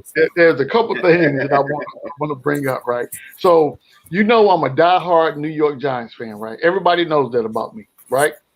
For me to go in and change my avatar, that says something, right? I had to go and change that. And shout out to my man Shine Cubes for sending me that screenshot, allowing me to be able to do that. So that's going to be my avatar at least until football season starts. I'm telling you that right now. Obi is my guy. And, I got my little black book right here. So at some point, after the playoffs, I'm going to have to go ahead and start collecting receipts for all them naysayers out there that's talking about my man Obi. It's coming. But, I think to Divine's point about Obi getting more minutes, I think moving forward, they may try to transition Obi to the 3. I have no problem with that. Just because if you look at his style of play, right, Obi does not play in the post. He plays on the perimeter. He literally plays the 3 position when he's in for Randall. His style of play is the 3. So, us, and we always talk about what do we need in the offseason. We need to get a starting point guard, and we need to get somebody at the 3 that's reliable. Hey, maybe in the offseason, that's the game plan that we can kind of transition. Can you imagine Obi and Randall on the floor at the same time? That's crazy. I just want to see him in there. I got some insight. Yeah, go ahead, BX. No, I said for the off season, I have some insights that I got something came onto my lap. We'll leave it for it's just a sneak peek. That's something that I got some insight when the season's over. That you guys are gonna be shocked. I just came to me through the Orlando Magic. Somebody from the Orlando Magic that is connected. I saw him earlier, and I got some insights. It's shocking, but we'll wait for this to throw that out there. A little tidbits on that. Right. Concerning the Knicks. You gonna keep us on edge like that, bro? Look, that make you watch. You gotta stay tuned.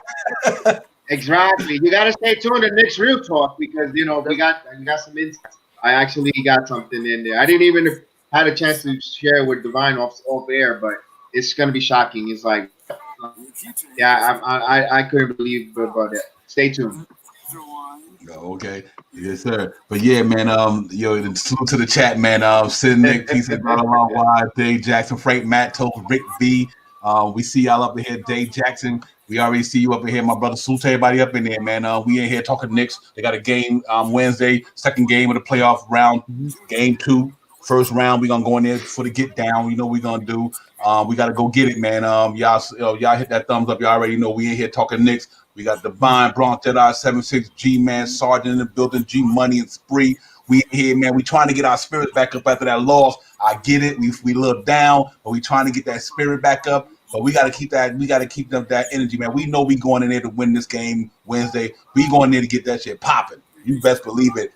That Garden going to be on fire again, but this time the results going to be different.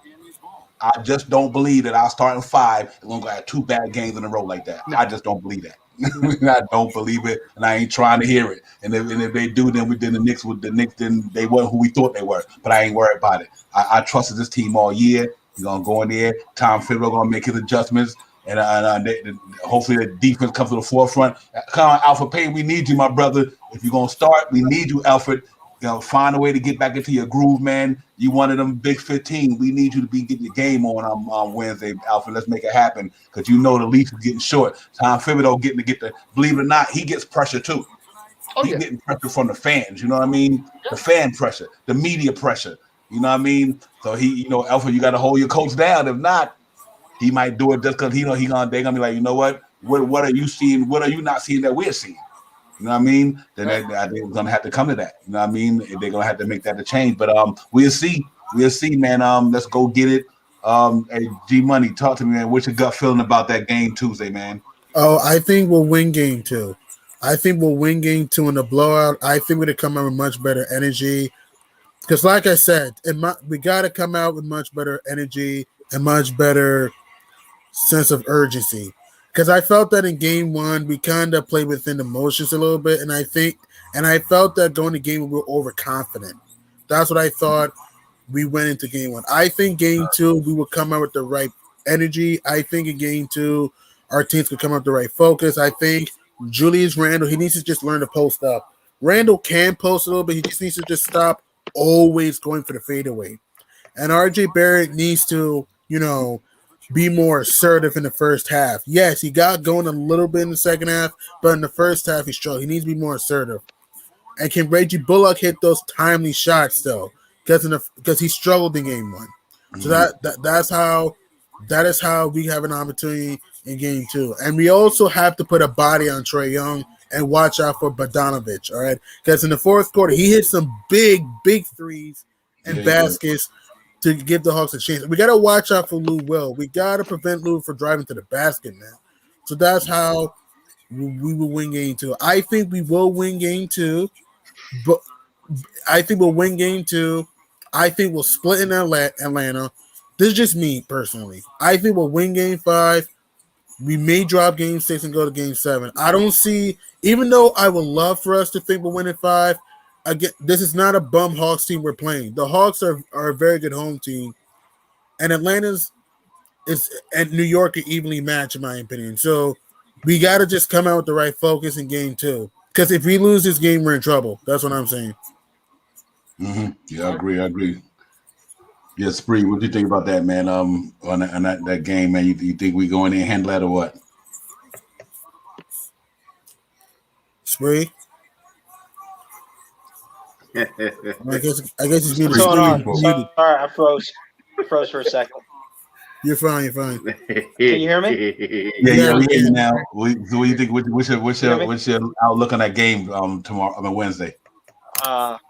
Knicks pillow. I have the Knicks in 7, so we got to win game 2. If that's gonna happen, we got to win game 2. So I'm taking the Knicks. Look, I trust them. I've trusted them all year. They've been in this situation before. Granted, it was the regular season, but this team has lost. They've faced adversity. They know what adversity feels like. This is not a team that will wilt. I don't believe we're going to wilt. It's going to be another really close game, and it comes down to the fourth quarter, last few minutes, making those plays, execution, get the rebound, don't turn the ball over, get to the free throw line, attack, the little things in the game. That's what it comes down to. That's what playoff basketball is. The team that does that wins. Atlanta did it the first game. Much respect to them. But they got to beat us in the Garden again, and I don't see that happen. Same here. Right. Yeah, man. I think that what a lot of people are not talking about right now is this, right? Game 1, that's in the books. We close the chapter on that particular story. But this is what will not happen in game 2. What you're not going to get in game 2 is the same nervous energy that we came out with in game 1. We've already been there. We've seen the lights. We've heard the crowd. We've been through all that, right? So now we get back down to fundamental basketball. Put the ball in the hoop and stop your man. That's all it's about. That's all it's about. And I think we got those fundamentals down. Like you say, Divine, that get your lunch pails out. You know what I'm saying? This is not time to be cute and fashionable. I need for you to get down to your point, gritty. Go ahead and get gritty with this thing, right? Don't look. I'm all about you shooting 3-point shots, right? If you're making them, fine. But this is what I need to see. I need to see people going to the basket, and I need for you to take your whole arm and put it down into the rim while somebody's standing there like my man Obi. Obi showed you the way, right? So you're going to have people scared to get in between you and that rim. Randall, I need for you to be in the paint. If Lord forbid, if you got an opportunity, get Noel oop every once in a while. Or my man Obi always looking for a oop. So if you throw that thing up there, he gonna go get it. I'm just saying. I think game 2, I think we'll get this game because I think we come out with a whole different energy because of what happened in game. Yeah, I think so. BX, man, when you talk to me, my brother. Yeah, I think Thibodeau's gonna bring that 48 minutes. We gotta do 48 minutes. Trust one another, and I see them. They're gonna give us a complete game. They're gonna have a real good game. I don't see them losing 2 games at home.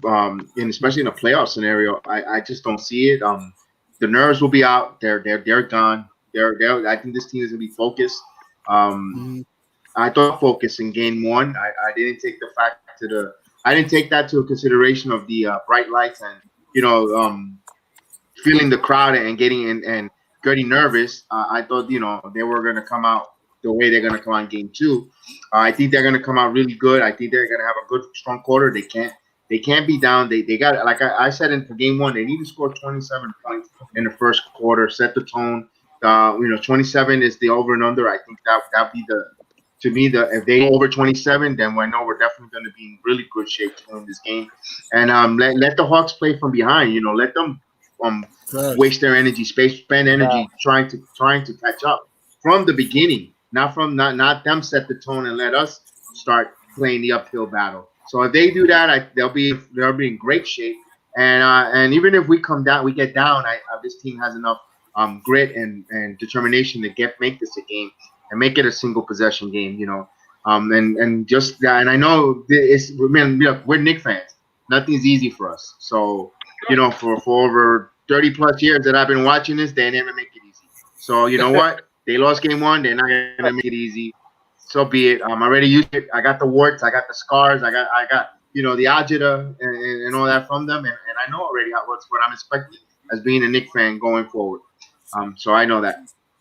Yeah. I really think the key to this game, man, coming up the second game, I think if our offense start clicking, then their defense have to play harder. It's going to take away from their offense. No question. They got a break because our offense wasn't clicking yesterday. You know what I mean? So that just say they don't got to play hard on defense because we ain't shooting the ball no way. You know what I mean? Right. Yeah, I think if our offense come to the forefront tomorrow, and it's going to put the pressure on. Now you're putting the pressure on Atlanta Hawks to defend the ball. Now their shot type might look different. You know what I mean? It might look different. So I think Reggie Bullock, if we hit that trade ball, I think that's going to make Bogdanović have to play a different type of basketball game tomorrow. You know what I mean? Now they got to run around chasing our boys off them picks and them 3-corner trades and everything. And I just think that, like I said, Elfrid Payton, stay in front of that guy. You're not going to be able to stop Trae Young. We're not asking somebody to stop him, but slow him down. If he get his average, okay, he got his average. Damn, he can't go for 30. Every time that brother go for 30, they win just about every game they play. So we got to hold that dude under 30. In the first half, I thought we played him pretty well in the first half. He was getting the shots off, but he wasn't getting fouled. And then he started getting fouled in that third quarter, fourth quarter. I'm like, okay, now it seems like Derrick Rose is doing more chasing now. Not before the Derrick Rose, but Derrick Rose played 37 minutes yesterday, man. I'm like, whoa, you know what I mean? You can't have Derrick Rose playing 37 minutes, you know what I mean? And I think that Trae Young, not on top of Derrick Rose, he's a veteran, he's a little older, but now you chasing a cat who only been in the league so many years, got more energy than anybody, you know what I mean? And exactly. I think Derrick Rose gave a great effort. Now I ain't knocking Derrick Rose. Derrick Rose had a great effort. I just think that that key to that game is definitely going to be like G Money said. I agree with 100%. We got to slow Trae Young down some way. And one thing I would like to see, if he come in that lane, not flagrant, not knock him down. Give him a body. Yeah, give him a body. Just let him know it ain't easy walking in here. You know what I mean? And I just think they got to do that, man. They got to put a body on that brother. You know what I mean? You just can't walk in here. Devon, we also have to stay home on shooters. Don't foul. Don't get baited. But we got to do. I thought in that game, and let's give them credit. They're tough to guard. When Trae Young gets through that pick and roll, and you got a Capella rolling to the rim with 3-point shooters, it's not easy. I get it. but I feel like we left too many shooters open. I don't feel like they felt this, and I feel like all of this year, I feel like we've done a better job contesting threes. Yeah, Agree. absolutely. You got to think about this also, fellas. Think about the optics of when you're a referee, right? Trae Young is this Liberty dude, right? And RJ Barrett is a dude that's guarding him. RJ outweighs Trae Young by at least 80 to 100 pounds. He's taller than him. So any type of contact that he has against Trae Young's going to get that call every time. I'm telling you, he's going to get the call every time. I'm not saying we don't put RJ Barrett on Trae Young, but what we cannot have is for people to fall for that Trae Young, his famous move, right? Once you get behind him, stop. Let somebody else pick him up. Let somebody else pick him up. Because if you chase him, he's going to stop and he's going to the foul line. I mean, that's the oldest. He's been doing that all season. Yeah. It's not like we don't. Ala Wise is asking, G-Man, do we think the call against RJ Trae initiated the contact? In today's NBA, look, I thought it was a very light foul. Very, very light. I think it's a questionable. I think it could have been a no call, and I'm not just saying that as a Knicks fan. Back in the 90s, that's not a foul. That's not a foul, right? That's not a playoff foul. Yeah, you don't call it. In today's NBA, they call it, but I don't think that's a foul. That's why he keeps doing it. Quickly does the same thing. Mm-hmm. He doesn't do it as much now, but he had a propensity to do the same thing, same move. Yeah, it's a good move. Yep, it's a good move. I mean, it's smart. It's smart, because that forces you to not be as aggressive, especially if I beat you. If I beat you and you're chasing me into the lane and I stop, I may or may not get the basket. But guess what? I am going to get the foul. So that's one more foul on your team that you got to figure out what to do if you want that person in the game late, right? Mm-hmm. All this is we have Atlanta and New York has each other's playbook. We know how we play ball. We know who the players are we need to stop. That we just need to go out and execute. That's all it is. We need to go out and execute. Yeah, G Money. What you think, man? Give me some thoughts on that, man. Keys to the game. What do you think we need to do to get Trae Young slowed down? What techniques or what would you use to get physicality? We gotta be physical and we gotta double him. That's the thing we have to do. I understand you don't want to let the other shooters get on. I get that, but you may have to try this strategy because if Trae Young is on a one-on-one, he's going to go to the basket at will. I'm sorry. And also, Thibs has to use Frank a lot more minutes. It wasn't fair to Frank that he only plays 1 minute and you're going to guard him on the last possession. That's not fair to Frank. Doesn't make any sort of sense. I did not respect that move by Thibs because it's like Frank has not. You put him in this position to fail, and Trae Young went to the cup, and they had a floater, and we paid a serious price. So if you're Thibs, you gotta use Frank a lot more minutes, and also if you're Thibs, you just gotta put in the players who are producing. Oh, by the way, Nuggets up 10 early on the Blazers. Just want to throw it out there. So that's a fun fact there. So all I'm saying is we just got to come with the right mentality, the right focus, like what Denver's doing right now. Denver's playing desperate right now in this game. I know, but they're playing desperate. That's what we have to come out against Atlanta. So we got to come out desperate, and we got to be physical with Trae. If Trae is the best player in the series, we're going home. Julius Randle has to be the best player in the series, though. Julius Randle needs to be aggressive and exploit mismatches. RJ Barrett needs to be consistent.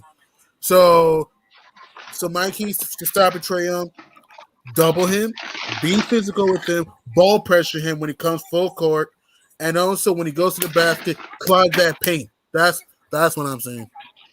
Force him to the left. Force him to the left. Right. Exactly. Yep. What do you think, BX? Absolutely. They just do they rotate the refs, or are we getting brothers and staff again? Do you know anyone if we? I'm not sure. If we get another, I think the refs come out 9 a.m. of the day of the game. Yeah. The 9 a.m. game. Hopefully we get a rotation. I think the Knicks don't got a winning record with the Tony Brothers officiating crew this season. I don't know, that's just I don't think the refs had anything to do with this game, just other than that soft. I think they refed a real good game, but that's just a fact that I saw around earlier being thrown at. The Knicks don't have a winning record with him as a ref, but they just gotta play their game. They can't worry about the referees. They just gotta execute. One of the key factors is clutch shooting, stopping momentum, those swing points. Whenever they could be up either by a 9 or not out and execute it, or not allow them to come back and be down by 4 or 3. Those kind of swing plays, they execute them. Stop momentum. You can't. You saw. Lou Williams can't come in there into the paint. They're gonna have to start doing a couple hard fouls, like I said earlier this morning. If so be it, if we get a fragrant one, you just gotta send a message. Someone goes in the paint early, hit them hard, make them pay, make them think about it twice coming into that paint, no matter what, and make the Atlanta Hawks a jump shooting team. If they beat us from the shooting over 40, 50% from the field, hats off. I will make them all a jump shooting team. Noel did yesterday. Noel did yesterday when my man John Kahn tried to go baseline. Noel was like, That's what we need, that intensity right there. Noel, like, nah, I don't care how high you jump. You ain't coming here dunking on me. But they was getting them lobs like it wasn't nothing. So, I'm like, and I'm glad Noel did bring that intensity on that block. I loved it there. I'm like, okay, Noel, like, nah, we need one to get the crowd sparked. But when he did, the crowd was like, ooh, you heard the garden like just go crazy, man. It was like, so that game was on fire, man. Spree, talk to me, brother. Give me some keys to this thing, man. TNT, I'm sorry for interrupting you, Devon. I'm sorry. I want to make a quick point. TNT, I watched the game on TNT. TNT did a good job with showing the whole garden, the players, and I loved the camera angle the whole game. Remember the NBA on NBC, how when it's a Knicks game here and there, they do the same thing? TNT did a lot of good coverage, though. Just a fun fact. Okay. Yep. You're good, Spree. I mean, my whole thing is this, man. We're Knicks fans, okay? We're fans. We have a right. We get emotional. But these guys, man, they play basketball their whole lives. This is fun. It's the playoffs. You're going to go through things. It's a part of the game. But these guys, you got to be a professional. You got to come back and do your job. These guys get paid lots of money, but at the end of the day, it's just a game. Have fun. The playoffs are fun. You're going to lose tight games. You're going to win tight games. It's all part of it. So we still got a great opportunity to win this series and be in this thing. And I know I'm upset. We're all upset. We're all disappointed at that first game. But it's just one game. It's just one game. You got to get to first one of four. And so if we take care of business Wednesday, the narrative will change. Oh, now the Hawks, they better not lose home court. So it can change very quickly. We just got to play our best game of the year, which we can do. We can do it. Absolutely. That's all I got to say. Everybody had a bad day at work, man. Yes, we appreciate you, my brother. Yeah, but everybody had a bad day at work. You know what I mean? Facts. You know what I mean? We all had bad days at work. And Knicks had a bad day at work the other day, man. And then you go home and you rejuvenate yourself. You get back to say, well, I'm going to go to work tomorrow with a better game plan. It happens. And it's association. Like I said, and Atlanta Hawks is not a scrub team. That's why they're 41-31 too. You know what I mean? Nate McMillan can coach his butt off. Yes, yeah, right. They're a good team too. Right. Yep. But we're going to get this thing. We're going to get it. Thank you, Spree. Guys, I know you guys keep the faith. Are you guys gonna be on tomorrow? I'm not sure. I can always hop on, brother. I'm free. I'm free reign, brother. I can come on tomorrow. You know what I mean? If I do, I throw just check the notification. I throw a join up in there. I got you. Yes, sir. All right, guys. All right, brother. Soon. Have a good night. All right. Yeah, Devon, man. You just said something real. I want to hit on it real quick before I'm old. I lose my train of thought real fast. But you hit on I missed it. Atlanta's coach and what he did. So I think one thing that we have not talked about at all was the fact that Tom Thibodeau got out coached in that game, game one of the playoffs yesterday. He got out coached. So I think he's going to come in feeling a certain kind of way with something that he feels he needs to prove. Because Nate McMillan, for all intents and purposes, had Tibbs' number. And I'm going to tell you when it started. It started when he made those outlandish comments in that press conference. That's when it started. He started playing mind games then, right? So you can say that it had effect or it didn't have effect on the refs that were calling the game. We don't know, but it was out there. So you know what I'm saying. So I just believe that Tibbs has to come out with a different mentality. Not totally different, but he has to be able to make adjustments.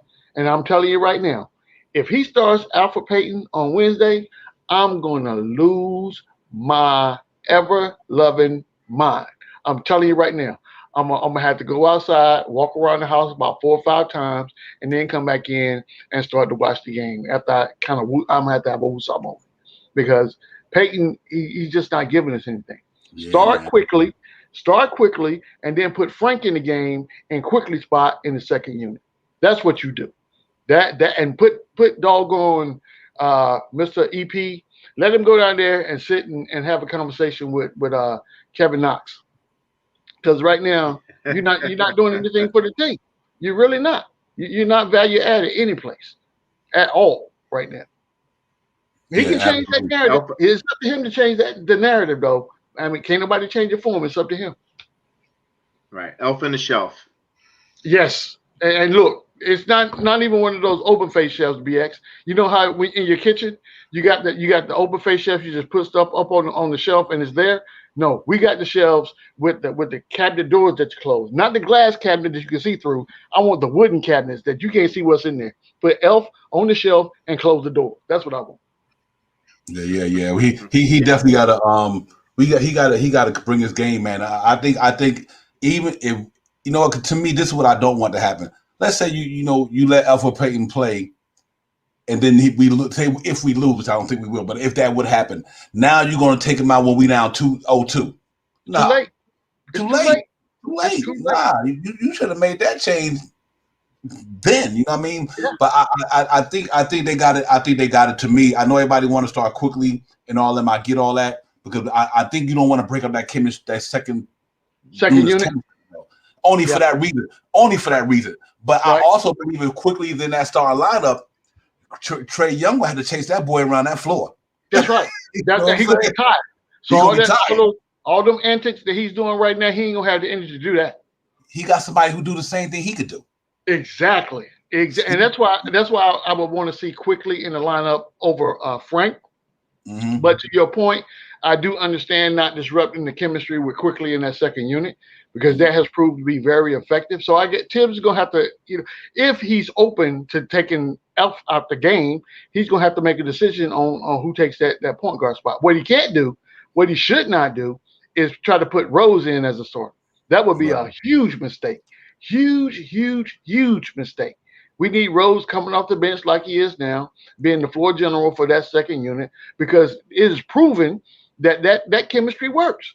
Those guys are a well-oiled machine, and when they get out there on that floor, they're gonna give you buckets. They're gonna give you buckets. Yep, absolutely. You know what I do like about starting quickly too, real quick?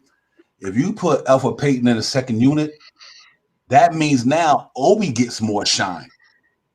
Yeah, because you got Burks, Derrick Rose, and Manuel Quickly are the 3 scorers in that unit, so they get the majority of the shots. You know what I mean? Right. But if you put Alfred Payton in there, Quickly shots become Obi shots. Right. You know what I mean? And that might increase Obi's scoring problems because now that Quickly is one of the main guys.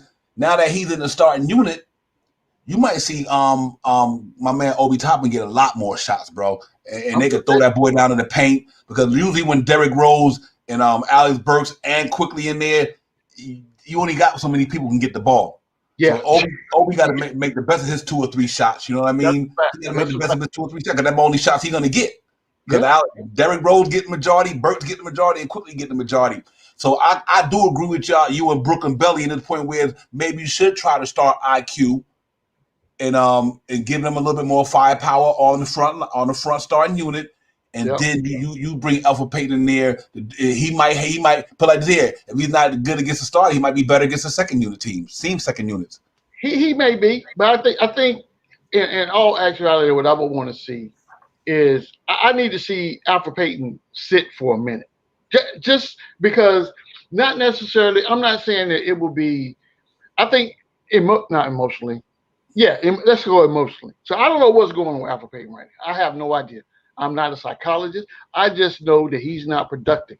So when he gets up in the morning and he washes his face and brushes his teeth and goes to the garden and does whatever his workout is pre-game, and he actually punches the time clock and say, for instance, that his job is to make sure that you don't have too many apples going in one on the assembly line. You don't want too many apples in the cart because you got the partitions in there, right? He done fell asleep at the wheel. He got apples falling out of the basket right now.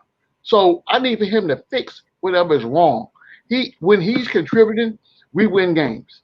Mm-hmm. But he has proven time and time again that's not his forte right now. And again, right. I am not I don't want to run Alfred Payton out of town, right?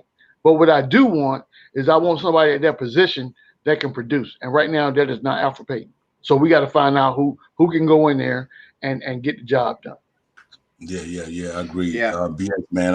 I like that. I like Manuel quickly starting.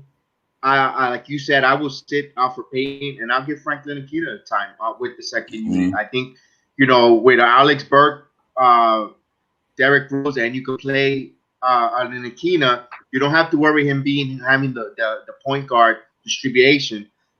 With those guys, and he knows he's wise. You saw him in one of the games. I think if it was the game, if I'm not mistaken, Boston, where he had that with him and Rose, and Rose quickly threw the ball to Nikita, that no look pass to Tosh Gibson for the dunk.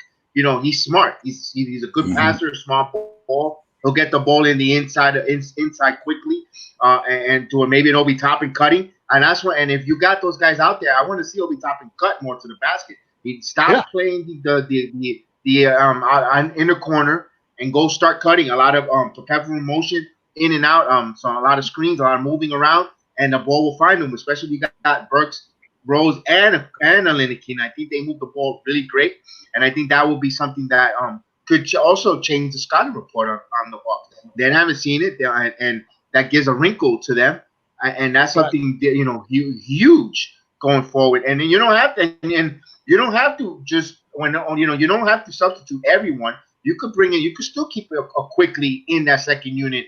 Overlap some of his minutes if things go certain way and break through that. So I think that's overstating with that. I think and maybe sit out for Payton. Just maybe you need to slow down. Give him that rookie treatment. Maybe the game is a little bit too fast. Something's going on mentally with you. So we needed to slow it down for you right now. You're still a big part of the team. We're gonna need you going forward. If we're gonna go on a deep playoff run, we're still gonna need you. But right now, we need you to relax, sit back, watch the game from the sideline, see what's going on, see it from a different point of view, and then when your opportunity comes, make the most of it. I think they should go for that. Yeah. You got to remember also. That we're not asking if just say for instance if Tibbs did make the change and he starts IQ, we're not asking IQ to play 30 minutes at the starting position. You're still bringing Rose in off the bench. We're just asking you to give him maybe give like 12 to 15 minutes, right? And that's just enough time to let Rose get back into his natural rhythm of playing with that second squad. And you can still intermix quickly in with the second squad if need be, because Rose is still running the point when he's in the ball game. Yeah, I agree. And I do think that with quickly in that starting lineup too, just real quick. Now you look at that three point shooting at him, Bullock, Randall, what I mean, and RJ. You got 3-point shooters around that whole perimeter, perimeter, bro. You know what I mean? And I think that's Alpha Payton's Achilles heel. Even if he don't have that shot, they backing off him. Let him shoot. We'll double team Randall. We'll double team RJ. Because we know he's not gonna do nothing. And to me, that's Achilles heel. They leaving this cat wide open. Now, first of all, he not penetrating like he used to, so that now you ain't doing it that way, and you can't do it from 3-point range. Albert Payton had 1 point or something like that, 2 points. In the last so many games, he only given. It'd be different if Alpha was giving us 8 points, 5 assists, 3 rebounds. Right. There's a whole different story. We can live with that. Shit, Frank can give you that. And that's what I don't understand. Much as you may not like Frank Ntilikina, you may get on him, the boys shooting 40-something% from 3. You can't double team Randall them and leave Frank Ntilikina open on the perimeter. Frank would knock that shot down. You know what I mean? So that's my only concern with not my concern, but my reason why I think I'm a big Alpha fan, man. I just think that right now, for some reason, something is going on with Alpha Payton. I don't know if it's an injury. I don't know if it's his mentality, his mental is not there. There's something going home with his family. I don't know what it is, but he's not giving us what Alpha Payton was giving us at the beginning of the season or the first half of the season. And that's really all it is, man. And I don't wish nothing. No, he's part of the Big 15. You know what I mean? He's part of that. You know what I mean? And he played a major role in getting the Knicks to where they at. But right now, if he had to become situational, then he got to become situational. You know what I mean? I mean, what can you do? Because I believe Knox can you with Alpha not giving you. You know what I mean? At least Knox will knock down some threes. You know what I mean? I mean, Alpha Payton, Knox not playing defense. Alpha Payton ain't playing defense. Alpha Payton ain't knocking down threes, but Knox will knock down some threes. You know what I mean? So, yeah, it's so tough, man. I'm not trying to beat up by Alpha Payton by no means, man. Because I just think that right now, like you said, sorry, they might need to sit him for a minute. Yeah, just a minute. Yeah. And you know, if Thibodeau will sit Julius Randle for making a bonehead play, why won't you sit Alpha Payton? I'm confused right now. Mm-hmm. I've seen you sit Julius Randle. I've seen you sit R.J. Barrett. Quickly came in, and as soon as he figured out this was I give him props for this. As soon as he figured out that Quickly wasn't healthy as he claimed that he was, he snatched him out of the game. My boy Obi misses what you perceive to be a defensive play, and you take him out of the game. But you still starting Alfred Payton. I don't understand. I'm confused right now. I am so confused. I don't know. I agree with Dave Jackson. Alpha Payton checked out yesterday. I'm gonna tell you why. When I noticed he checked out yesterday, Alpha Payton came down the lane and had a floater. He made it.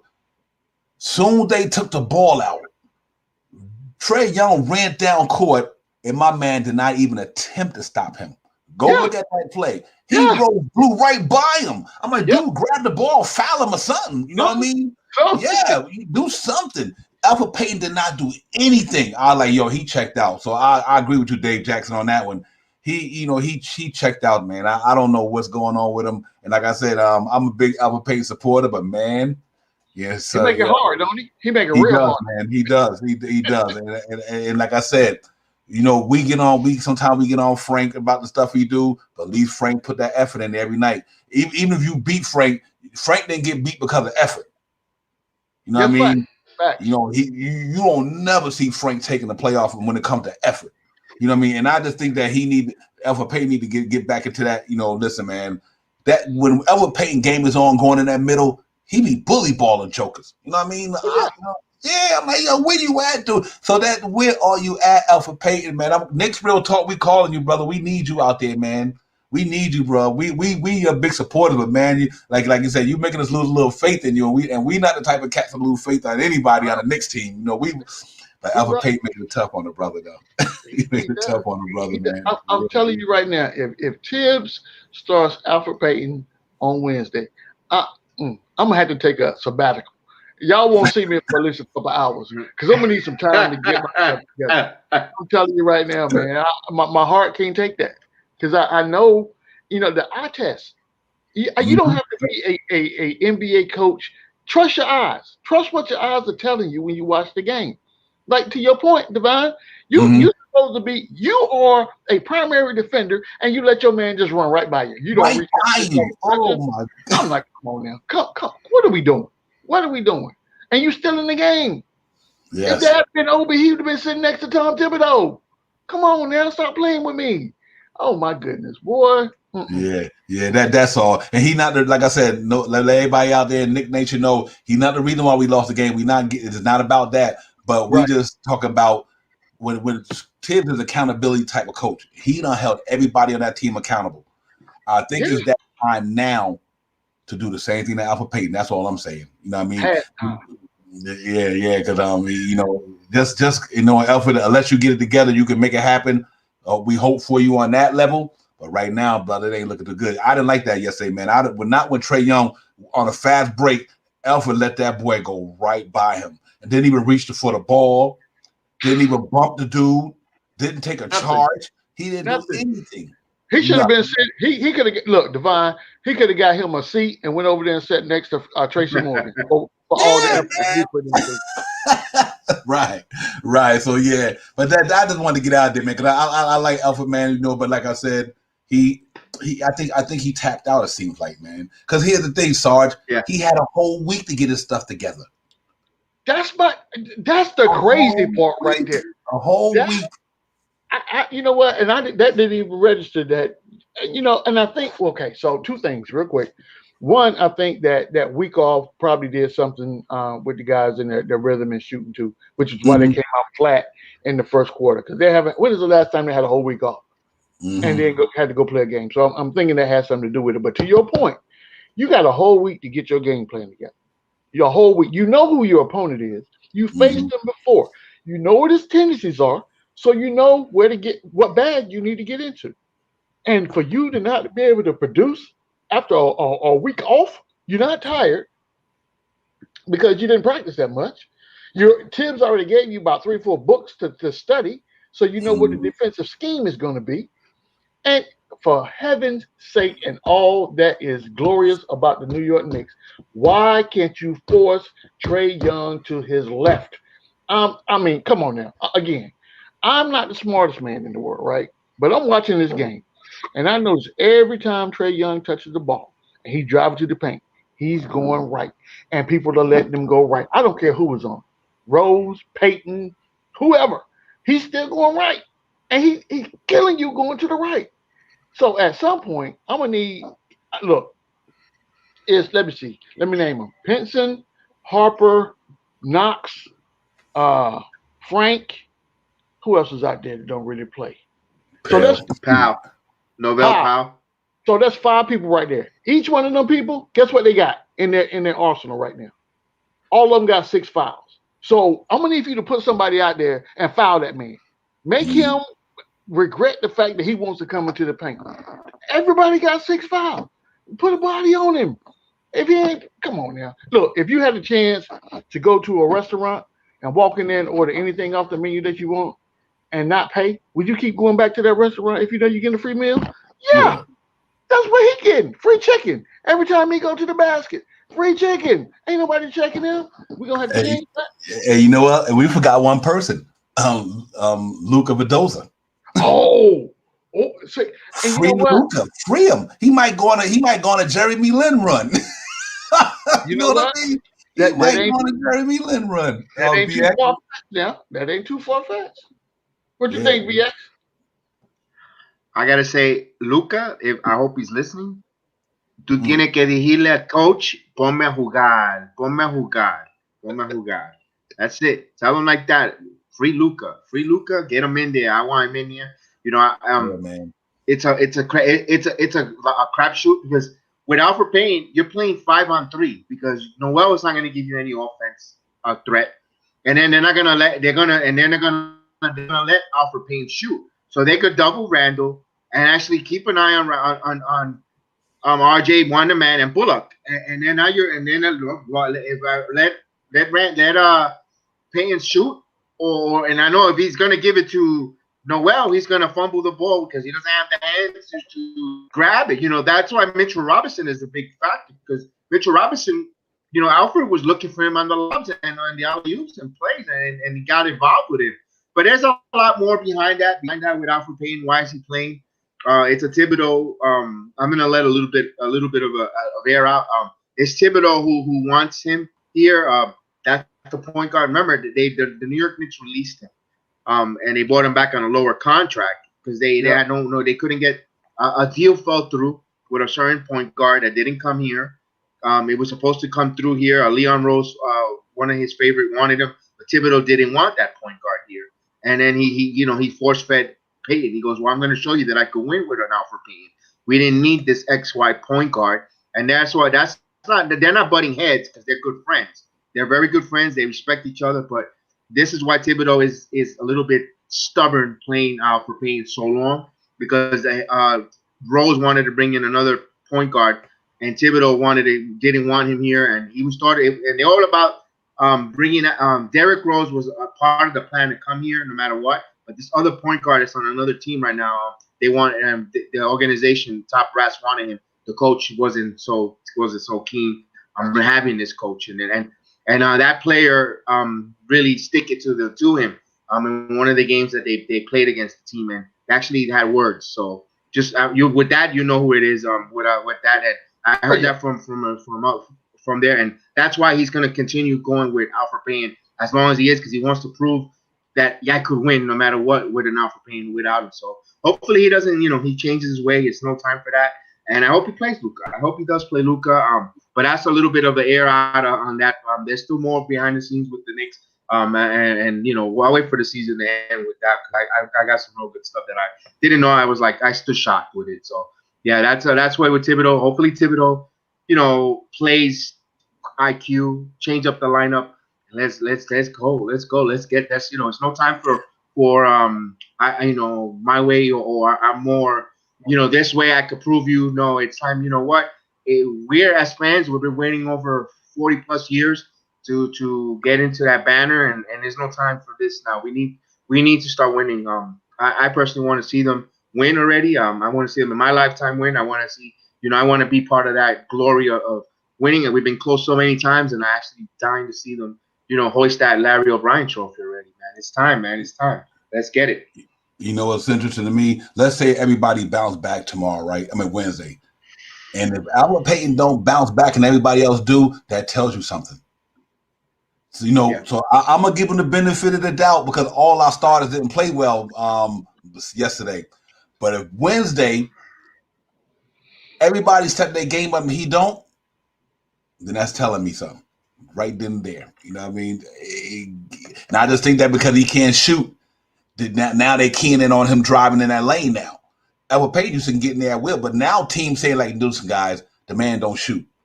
Take away his inside, take away his dribble penetration, and I think we'd be good. And I think that's what they're doing. I think they know Alfred Payton right now on the offense side anyway is the Knicks Achilles heel in that starting lineup.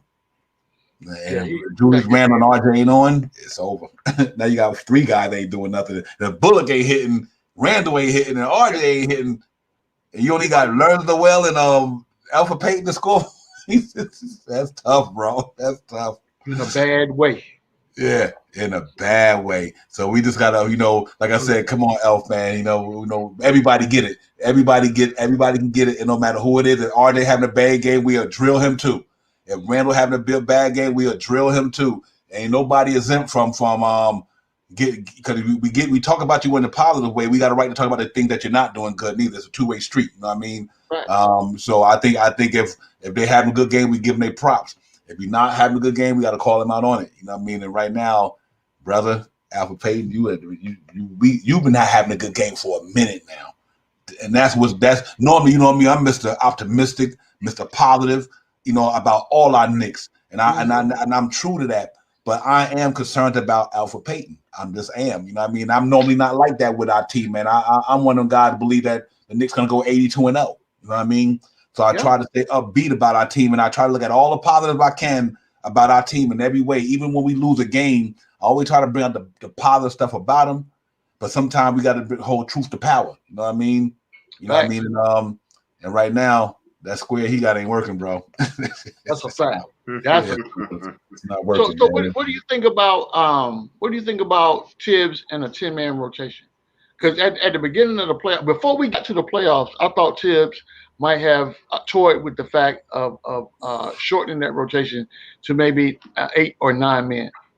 But he is sticking with it, and I think it's because of the play of the bench. If I had to guess what the cause was, but first of all, I'm proud that he did that, and not just went out and did something willy-nilly because statistics say that that's what we're supposed to do. But he recognizes the benefit of what the bench scoring brings him or brings the team, and I'm happy about that for sure. Yeah, no question, absolutely. I do think that Tibbs gonna have to do that. I think he might have to go there. Sarge, he's gonna have to go there. So we got it. We can. Like I said, I know we're not overreacting, but we do have a right to be like, okay, this ain't what we used to seeing. Yeah, you gotta be concerned. You gotta be concerned because it's the playoffs now. This is when to go home. In the regular season, we don't care. We know we can bounce back the next day and try to recover. But this is when to go home now. Every game counts, bro. Every single game, every possession, and it counts now. You know what I mean? It's different when the regular season. Like I said, this is when to go home now. You know what I mean? Yep. All the chips are on the table now. BX, everything is on the table, bro. And we can't afford the hiccups, man.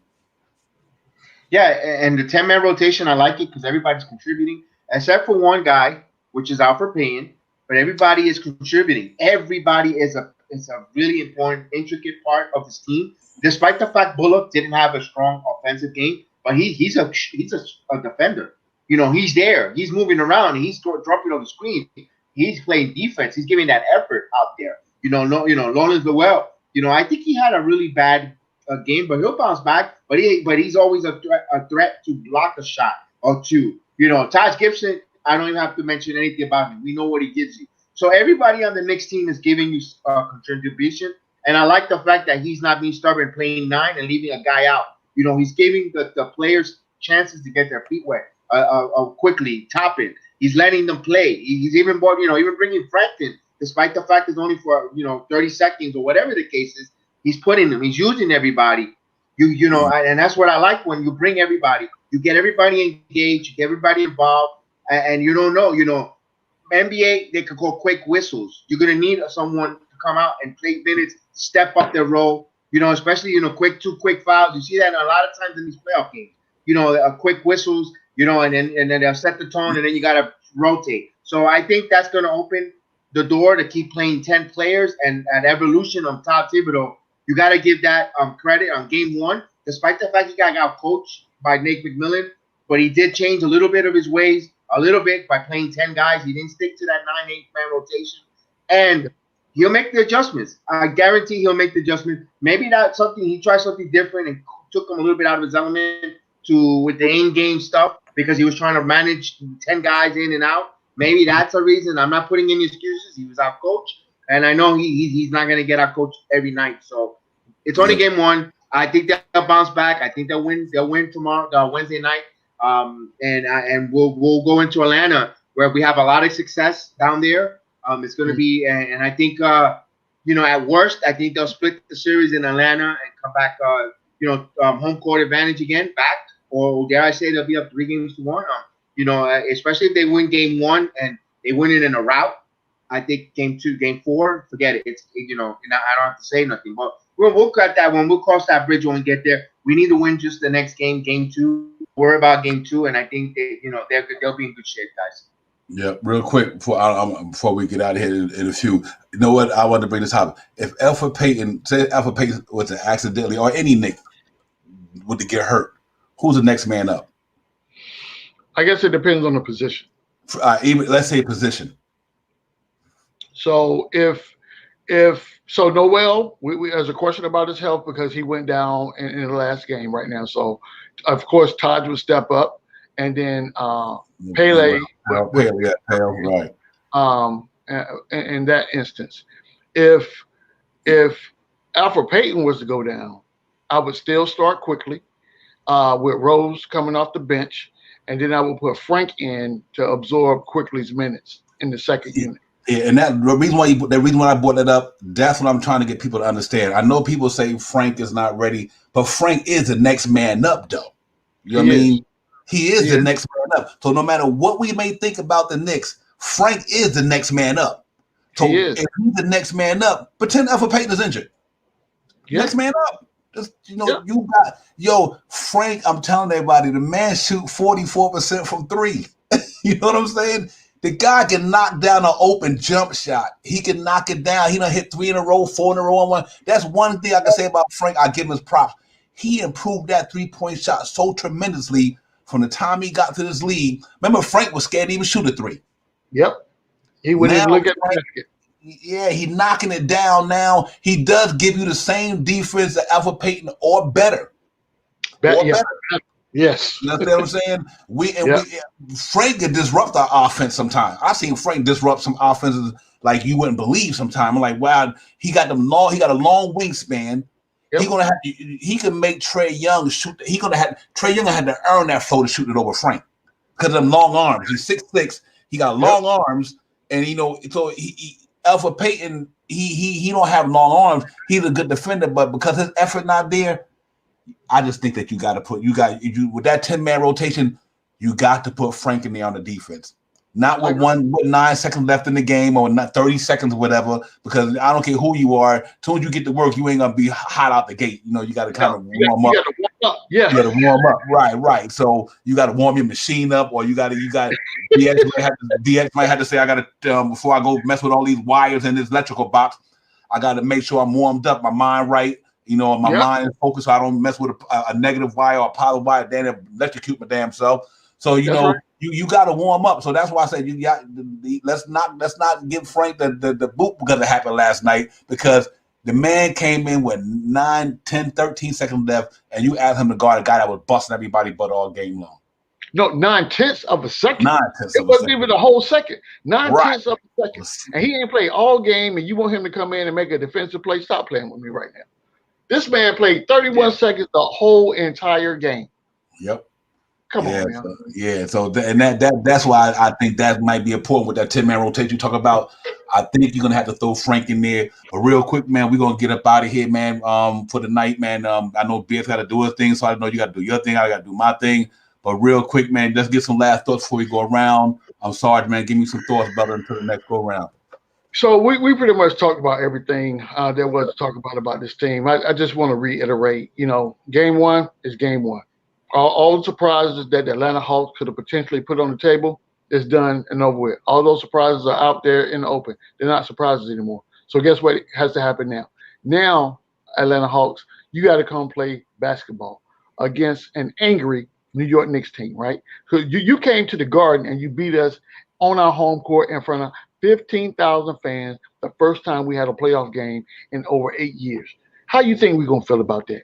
I'm just telling you now, strap up. Because when you step up in the Garden on Wednesday, you better come prepared for business, because business is coming for you. Facts. Yes, sir. Right. Yes. I want to thank everybody to join us this evening. Everyone in the chat, everyone listening in. Sarge, like always, it's always a pleasure to speak with you. You just continue playing Knicks basketball. Defend home court. That's my motto. We got to defend home court. We lost game one. We need to go defend the remaining home court, and we got to go and steal home court from the Atlanta Hawks, which I think they could do, and just play our basketball game. It's going to be fun. This is, we're talking Knicks basketball in late May. Memorial Day weekend is upon us, and we're talking Knicks basketball, guys. Imagine that. You gotta love it. Imagine that. So you gotta love it. We gotta appreciate it. And you really, really appreciate everything that this team has given us. It's not over. There's still a lot of basketball left. And in game two, let's get it, guys. Goodbye. Yeah. Real quick, man. Salute to everybody out there, man, on YouTube, Facebook, Instagram, Twitter, wherever you streaming from. Salute to the chat. You already know, man. Allah Wise, Rick V, Alton, Dave Jackson, Sid Nick, everybody, man. Like I said, Dave Jackson, Brooklyn Belly, all you guys, man. You already know how we feel about you guys. We appreciate y'all coming in here, man. Giving us all y'all wild thoughts and y'all content up in the chat, man. Pretty soon we'll be able to fire y'all thoughts. We'll be making y'all chats topics in the show eventually, and when we get there. But we know y'all chats are important. We thank y'all for dropping them in there, man. Y'all some wise minds that come on these shows, and don't get it twisted. The chat is where it's at. You cats make the show don't make y'all, man. So we thank y'all very much for coming in here every night, man, giving us y'all thought, your intellect, your content, and that's why we love y'all for doing that, man. And like I said, we got a game Wednesday, 7:30 at the world most famous arena. We got to go in there and get this home win, man. Get back to 1-1 before we can get down to Atlanta and steal one of them, or maybe both of them, and then you never know. If our team come and play Wednesday the way I think they're gonna play, I do believe the Knicks can beat these guys more than you think we're gonna beat them. I just think that if they show up the right way, I think we really gonna be in the house, man. And so it's gonna be live. It's gonna be buzzing. The atmosphere gonna be crazy. I mean, we looking forward to it, man. And like I said, we'll be back on Thursday night, unless we decide to do a show tomorrow. Y'all know if I do drop a show, just check your notifications and everything, and hit that like and subscribe, man. And let's keep it moving. And I want to thank my brother Sergeant in the building, Spree. Thank you, G Money. Thank you, man, for y'all coming on the panel tonight. And we're gonna get this thing popping and get up out of here. New York Knicks forever. Y'all already know the season just started. Don't worry about it. We good. We're gonna go in and clean this thing up Wednesday, get back to 1-1, go down to Atlanta, get our home court advantage back, yo, for real. You know what I mean? So peace and blessings.